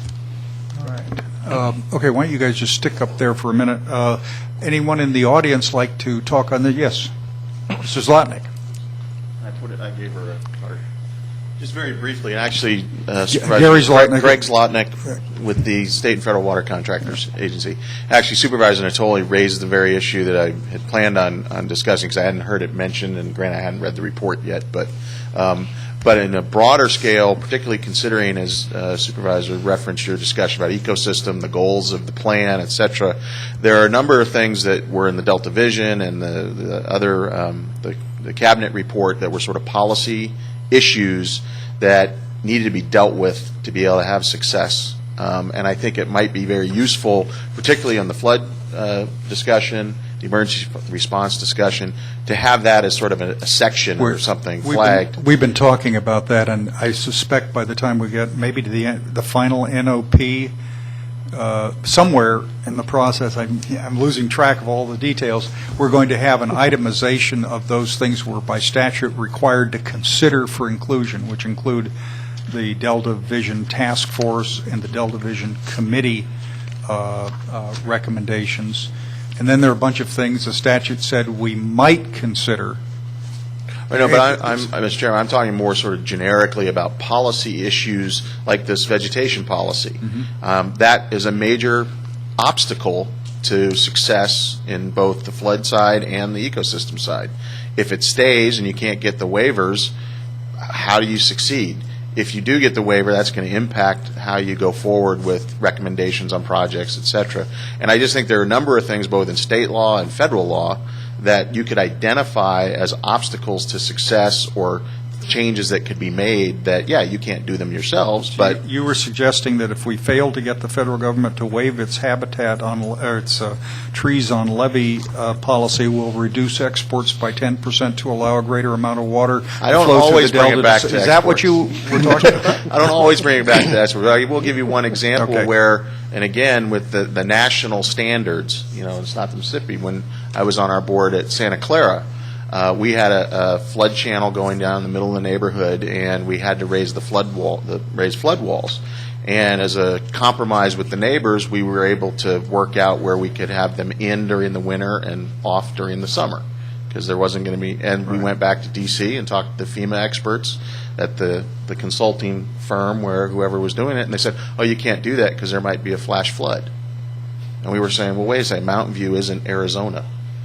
And we ended up getting it through, but a lot of times there's myopia in terms of the unique aspects of the Delta and what's there. They just don't get it. So anyway. Okay. Thank you, sir. Okay. Anyone else? All right. Very important that we get written comments from the government agencies, institutions, and so forth on this white paper as well, and ASAP if you can, so we can start digesting it. Gwen, last item on your agenda was attachment 4, which is the matrix, and you have been struggling with the matrix ever since you started it. Tell us where it is now, and we'll go through the stuff. We continue to bring up the letters that were not included from the last, since the last comment matrix in the September meeting. And again, the number of categories varies just by we don't put a category in if there were no comments in it. So that doesn't mean that we're no longer tracking those. It's just depending upon the letters we Can I get. ask a question? I didn't understand on the second page of this, you've got a matrix 1 list of commentators or commenters, but not all the people who actually commented in the subsequent matrix are listed here. No, these are right now. When we can do it either way. We're just submitting the comment letters that we've received since the time frame. So in this case, it was September 15th. So we put everything that we have received. So it's a matrix of latest list of commenters or something. You might want to clarify that, because I read it first and I said, God, I know we've gotten comments from other people I will and put groups. the dates on the top of the Yeah, matrices. that might work. Okay. And this is are you finding that it's possible to keep up with this, given all the commotion that's going on? I think it's a pretty useful summary of Yeah, this is comments not a and problem. suggestions. We've got a system now going, and what's more important is then we send this out to the task leads of in this case, the white papers, and as we start the next set of Delta Plan and EIR, then they get sent out to the task leads. Great. Mr. Nagy, Mr. Nickel, thank you very much. Appreciate it. Good work. Mr. Grindstaff. I just want to mention one item that's kind of related to this. So there's a comment letter about it, and I've received untold phone calls and emails, as I know some of our council members have, and even now I understand that the Independent Science Board, one of the stakeholders, Terry Sprague, has a technology to use a fabric pipeline in an emergency. Say there's a catastrophic failure of levees in the Delta, and so we've asked DWR to address that issue, and Mark Cowan has told me that they will do that. I just wanted to let everyone know, so in case you get questioned about the issue, we have forwarded that to DWR. DWR has agreed to evaluate that technology. Ms. Rogers, minutes should reflect that, please. And would you include Joe's home and cell telephone number in the minutes so that if no action is taken by next week, Mr. Sprague can call him directly, please? Okay. Any other business to come before the council? Anyone else in the audience like to speak to us on, life, the universe, and everything? Okay. Thank you very much. Very productive work. Appreciate it. Thank you. Meeting's adjourned. Yay.